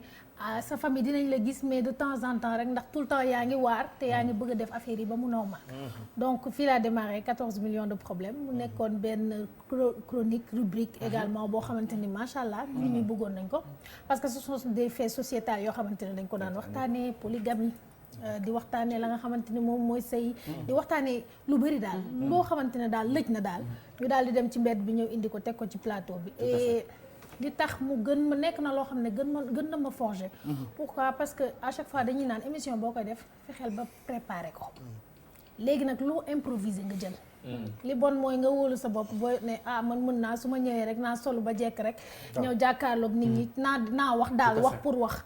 loolu c'est pas bien loo gis ci àdduna rek loo préparé tout est bien préparé nga daal di jàll léegi loo ci improviser nga jël looloo ma doon sauvé ci yu bëri comme ni muy expliqué nii donc ñu jógee fa tamit également ils font le buzz daal di ñëw moom bokk na ci chroniqueuse yi nga xamante ne arrêté na mu metti ma te arrêté wul parce que xaalis wala nang dafa arrêté parce que dafa waroon dem jàngi. dama doon jàngi waaw. léegi loolu dafa ma metti woon parce que dama ne pourquoi mu war a arrêté moom. parce que dafa bokkoon xam nga loolu la ma caa di wax dafa ne ma booy def émission dafa am ay ñoo xamante ne ci ngay accoudé wu. comprends moom dafa bokkoon. ci jouram dafa bokkoon ci ñi may wéeru. parce que dafa ma doon may ma am taxawaay. xam nga léegi bi muy bàyyi maa ngi koy fàttali ba muy jël taxi ci mbedd maa naan ko mais yow. est-ce que mënuñu organiser wu de telle sorte que même muy jàngi sax effectivement c'est vrai maa ngi naxante ak moom parce que voilà mais mu ne ma c'est dommage mënugul nekk jotaguma sama emploi du temps bàyyi bu ma ko jotee ma doog ko kii nangam ak nangam moom tamit bu wax ak man wax bu nitee waaw voilà bu dal sama xel c'est-à-dire lu may won ne que ne dinaa dem xaw ma tax dinaa ñëwaat mais di nga mën a yeggali mission en tout cas c'est une transition ci li muy wax nii dama ko ciy fekk si parce que également télé bi neex na torop mais diplômé aussi il faut ñu jàng bu baax parce que aussi nos parents ont investi donc dañu doon boole entre bañkat lañu woon en quelque sorte parce que boo gisee ñuy daw ci télé bi di ko def dem di jàng c'est parce que bëgg nañ dara buñ bëggul woon dara duñ ko def donc du coup sama cours du soir yi permettre ma woon ma def parce que TMTC ku ne xam ne ni ngoon la ma am cours de 17h à 20h donc fallait que ma honoré ko ci loo xamante ne da ngay fay donc xanaa doo jël sa xaalis si ko sànni si fenêtre bi donc fallait que ma bàyyi dara pour def dara te aujourd'hui xam naa ni jëriñ na ma ci lu bëree bëri ndax télé bi weesuwul maanaam boo ci amee expérience rek tout au long di nga continuer te comme Aram li mu doon wax tey yëf yi du buzz wala wax lu toj c'est une carrière mën nga toog 2 ans doo feeñ je prends l'exemple de Eva Tra xoolal toog benn moment boo xam ne feeñul mais anamu tey wareef ba tey garder na niveau parce que yëf yi c'est dans la tête ak tout le temps se projeter tout le temps être ambitieux donc man voilà ak professionnalisme aussi soxlawuñ buzz soxlawuñ dara parce que mise à part télé bi ay nit lañ ñu pare ñëw ils font le buzz man daal ma seetlu ne télé bi daal dafa xaw a géey ma nekkoon ci mbedd mi ak Mohamed Wade ñu daal di waxtaane ma ne ko ñun il faut ñu jéem dara parce que télé bi daal dafa géey nañ toog waxtaane dara Mohamed ni ma bindal caan nañu bind leen maa ngi koy nuyu de passage ma bind maag Mohamed ak preuve ñu daal di bind émission bi ne dañuy waxtaane lii am invité am lii ak lii ak lii émission bi ñun ñoo ko créé can tour la ñu jox muy ils font le buzz parce que amuñ woon tour tuddee woon nañ ko fi 7 place ak lii wag lii ñu xool daal wër buzz bi daal xamuñu fan la man preuve ak Mohamed Wade ñoo ko créé par la suite ma gis Biggi xam ne waajoo xamante ne xaw naa la mbaaj am na nu mel ci réseaux sociaux ma ne ko Biggi ñëwal ci yëf yi mu ñëw yëf yi dool yokku cere doolu ñeex ba tey équipe bi di def nii ñu créé encore mode di dem ils font le buzz tam nekk émission boo xamante ne émission challenge la waaw parce que première émission nga am Sidiki Diabaté un étranger c'était pas évident ñu ñëw daal di ci nekk à chaque fois yëf yi nag xawoon na bëri kii mais boo nekkee ci dara da ngay mature et puis savoir gérer les humeurs Mansour yaroo ndoowuñu Nicolas yaroo ndoowuñu yow mi yaroo ndoowuñu ñun ñëpp dañoo dox daje kon il faut ñu gérer humeur yi daal di xool naka la ñuy liggéeyee yi nga xamante ne ay détails la yaa ngi may dégg ñu bàyyi ko nga yeneen yi nga xamante ne moo ñuy jëmalee kanam ñu dox ci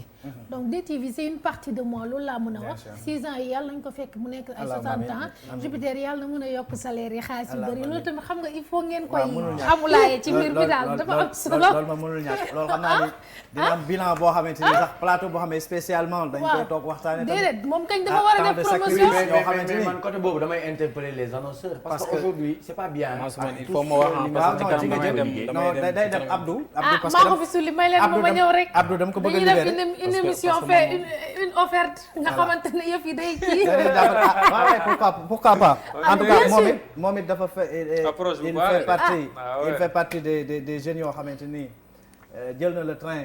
en marche et sincèrement je dis que il a eu beaucoup de plus-value par rapport à sa venue ici di Abdoulaye Ndiaye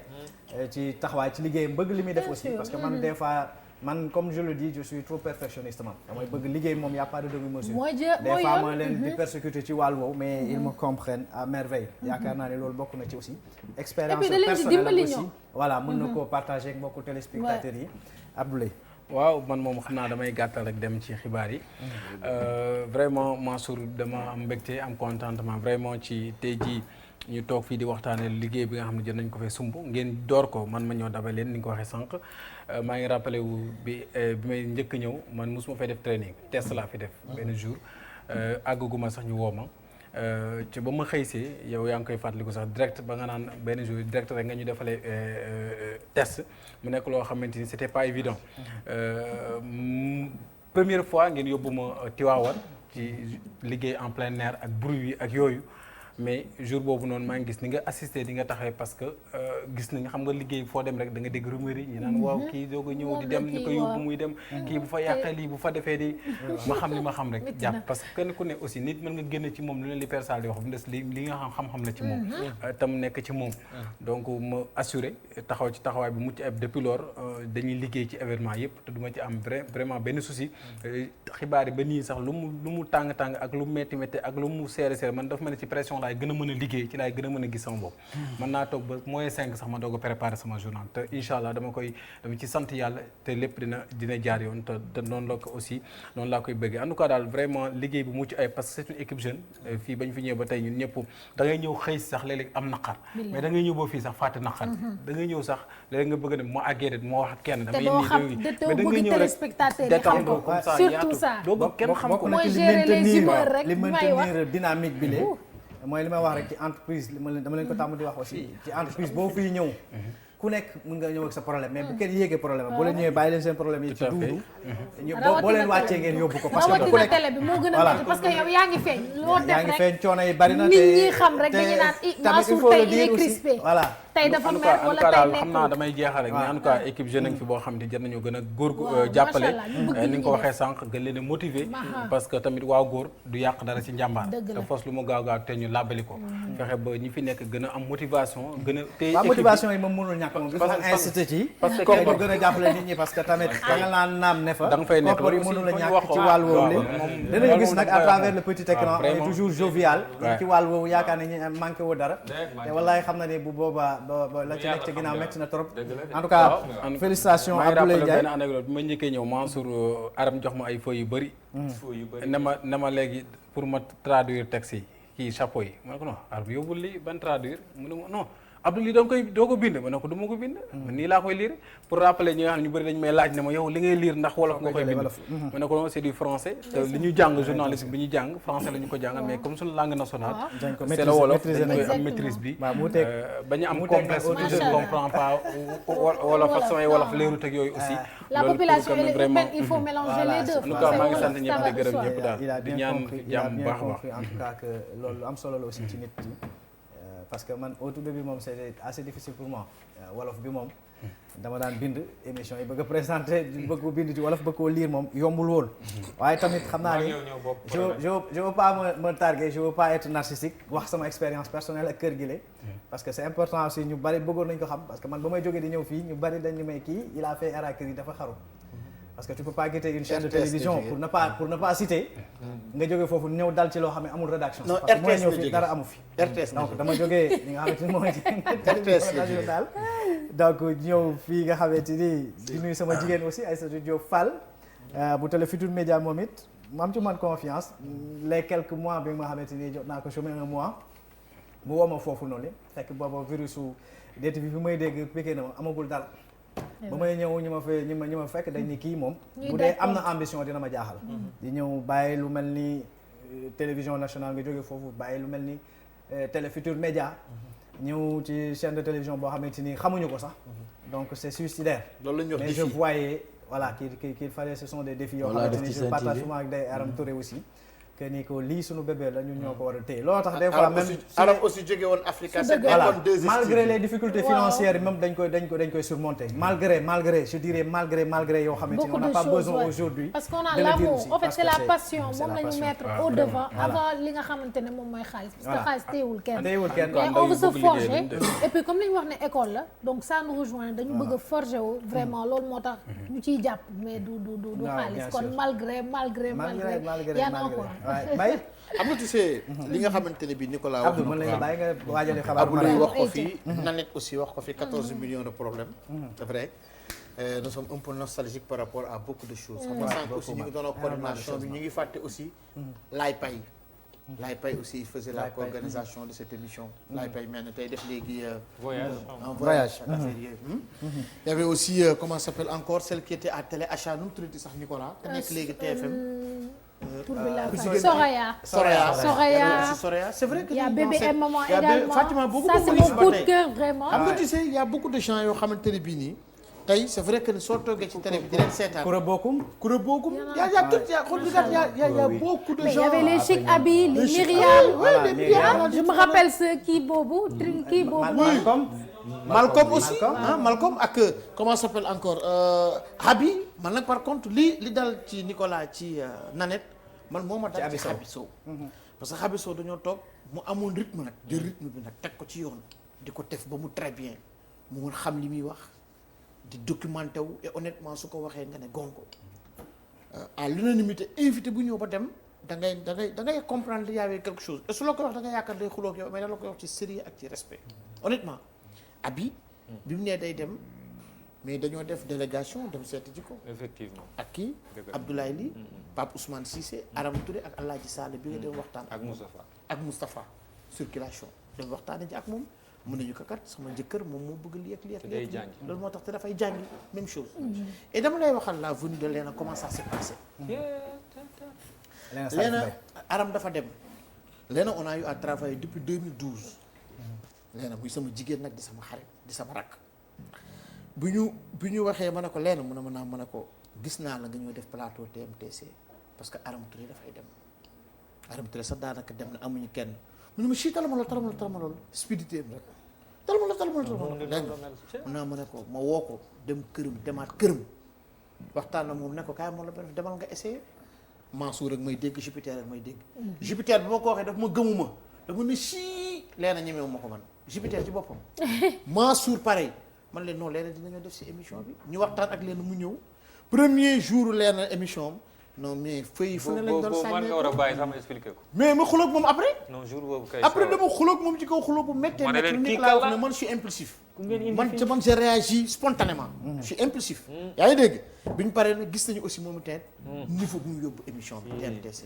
c'est juste pour dire que nii TMTC est une famille c'est une famille DTV c'est une famille ñu bëree génn nañ fii te gis nga li nga xamante ne moom la yàlla def am na ñu dem am na ñu ñëwaat am na ñoo xamante ne bi demoon nañ ñëwaat nañu c'est une famille daal et nag defar na nu Walfadjri di doon génnee ay nit ba gars yi di ko def noonu la DTV défend parce que léegi ci chaîne de télé yu bari tu vois des éléments de DTV loolu moom mooy li nga xamante ne moom moo fi am suñu kër la nag suñu bébé la suñu doom la parce que fi la ñu fekk te ñu ngi ñaan yàlla yóbbu ko fi nga xamante ne fa la ñuy tuddee ñëpp. en tout cas c'est une télé boo xamante ne bàyyiwuñ ko ginnaaw benn yoon. parce que boo xoolee ci ligne éditoriale am. amul lenn la nga xamante ni dafay déborder. et ça c'est très important. newul télé boo xamante ni itam yaataa yumbi lu la neex nga def. dafa am ci foo xamante ne fa lañ ko teg muy ci solo bi. muy ci defar bi muy ci wax bañ na ko ba maquillage bi bu ëppee sax saa waay dalay woon naan la. looy mel ni Simba Gaye. non loolu li muy njëkk def sax donc mi ngi noonu. mooy maquilleuse yi sax lay njëkk song. waaw parce que da leen di woon ne que ne man bëgguma seen en tout cas ça te forge et puis tu deviens leader tu deviens un manager surtout boo jiitee émission loolu moo gën a métti parce que boo jiitee émission voilà soo jiitee émission da ngay uuf ñëpp da ngay uuf ñëpp te boo uufee ñëpp tu es obligé de gérer les humains parce que tey boo xoolee en fait ñaari nit yi nga xamante ne émission bi émission bi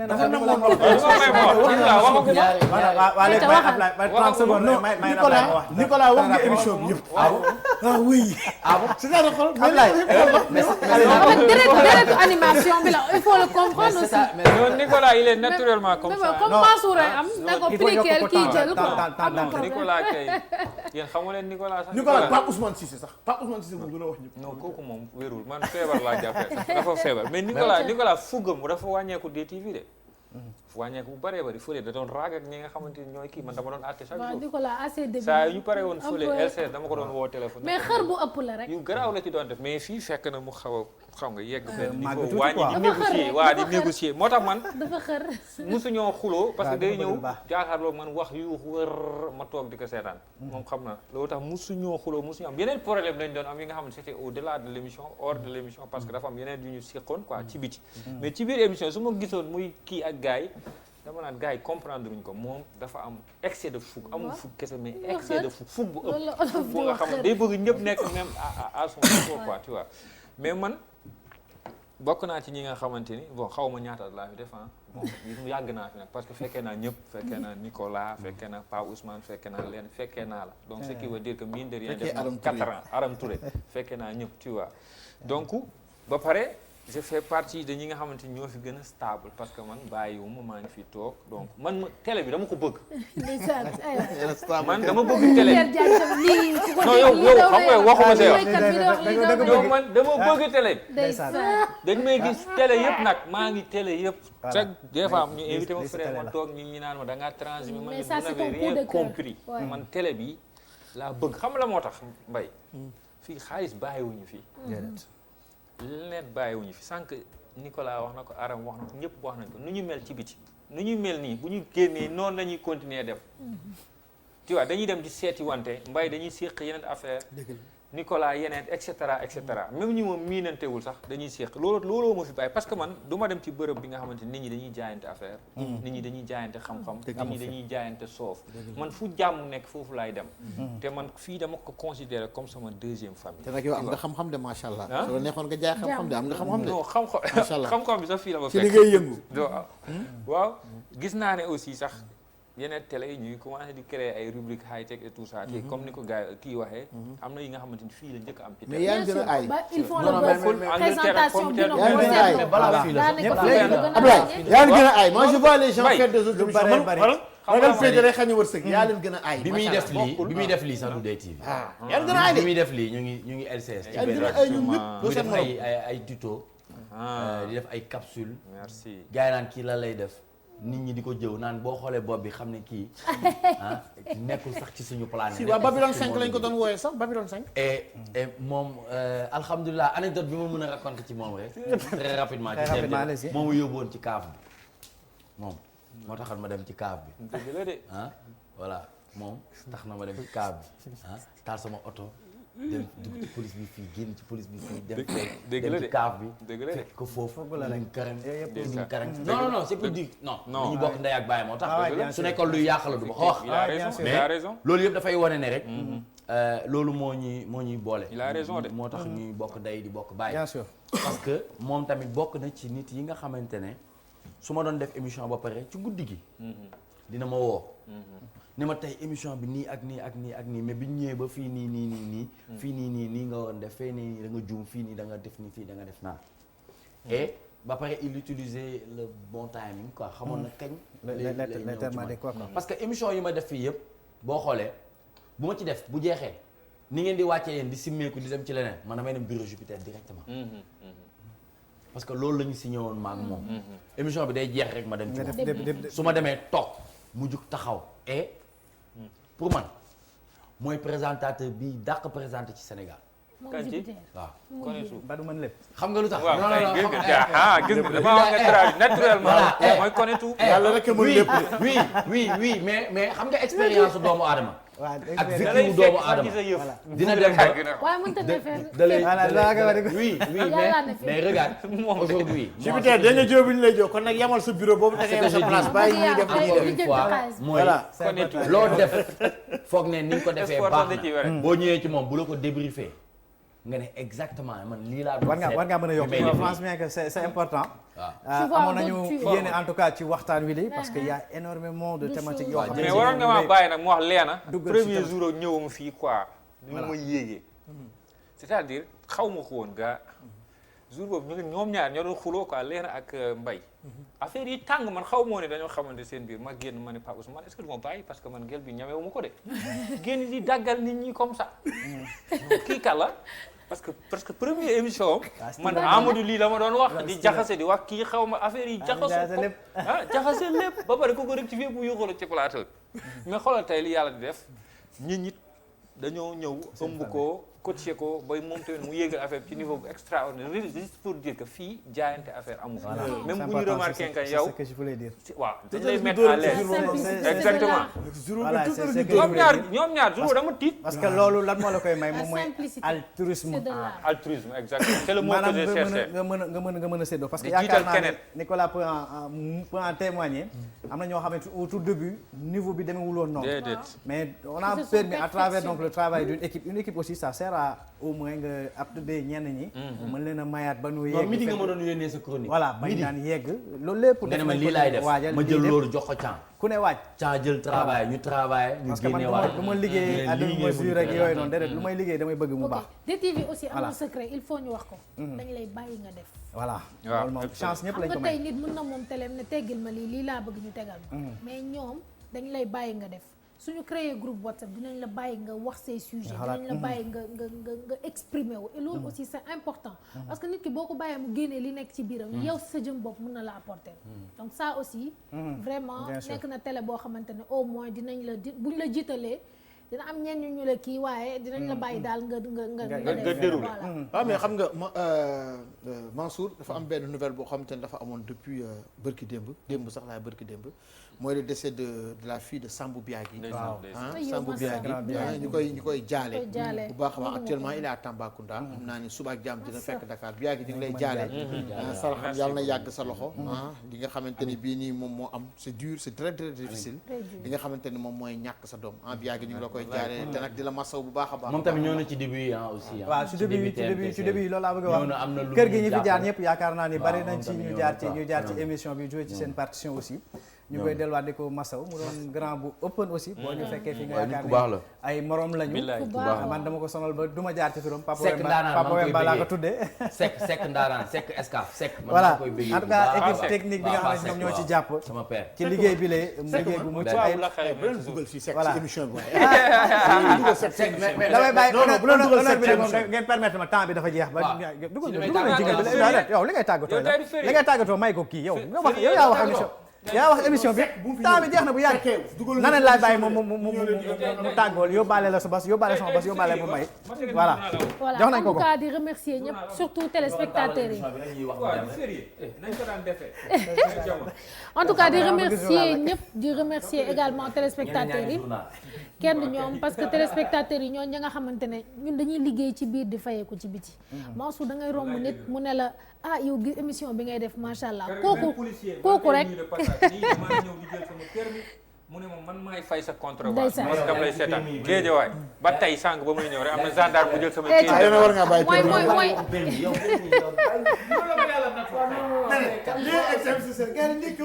kaw sëñ Mansour ma yeggali boog donc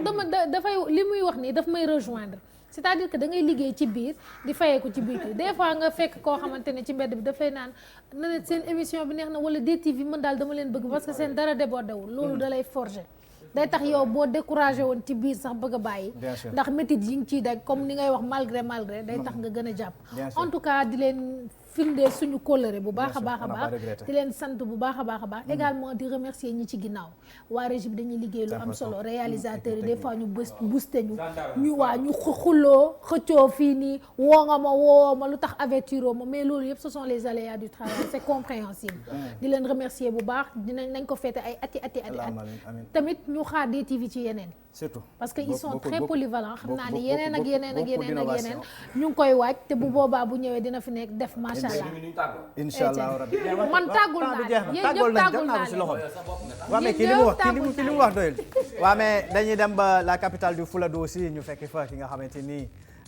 léeg-léeg buñ daan am quelques retards yeeg yooyu Tidiane Dabo daan na ñëw bokk na ci émission bi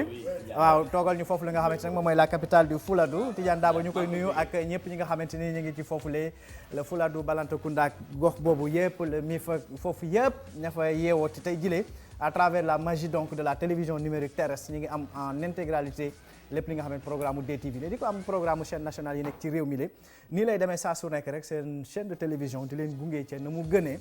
am naa bu subaa nag waxtu bu jotee suñu borom xam nga ne kii ko di Leena Salif Mbaye dina ñëw jëlaat palaasam bi tax palaasam bi man bokk naa ci bëgguma fi du fi toog parce que bu ma fi toogee li ma bëgg a wax du ma ko wax ñu delluwaat di leen jaajëfal ñu bàyyi Abdoulaye Ndiaye léegi rek mu di ñëw faram fàcc li nga xam ne mooy xabaaru marax yi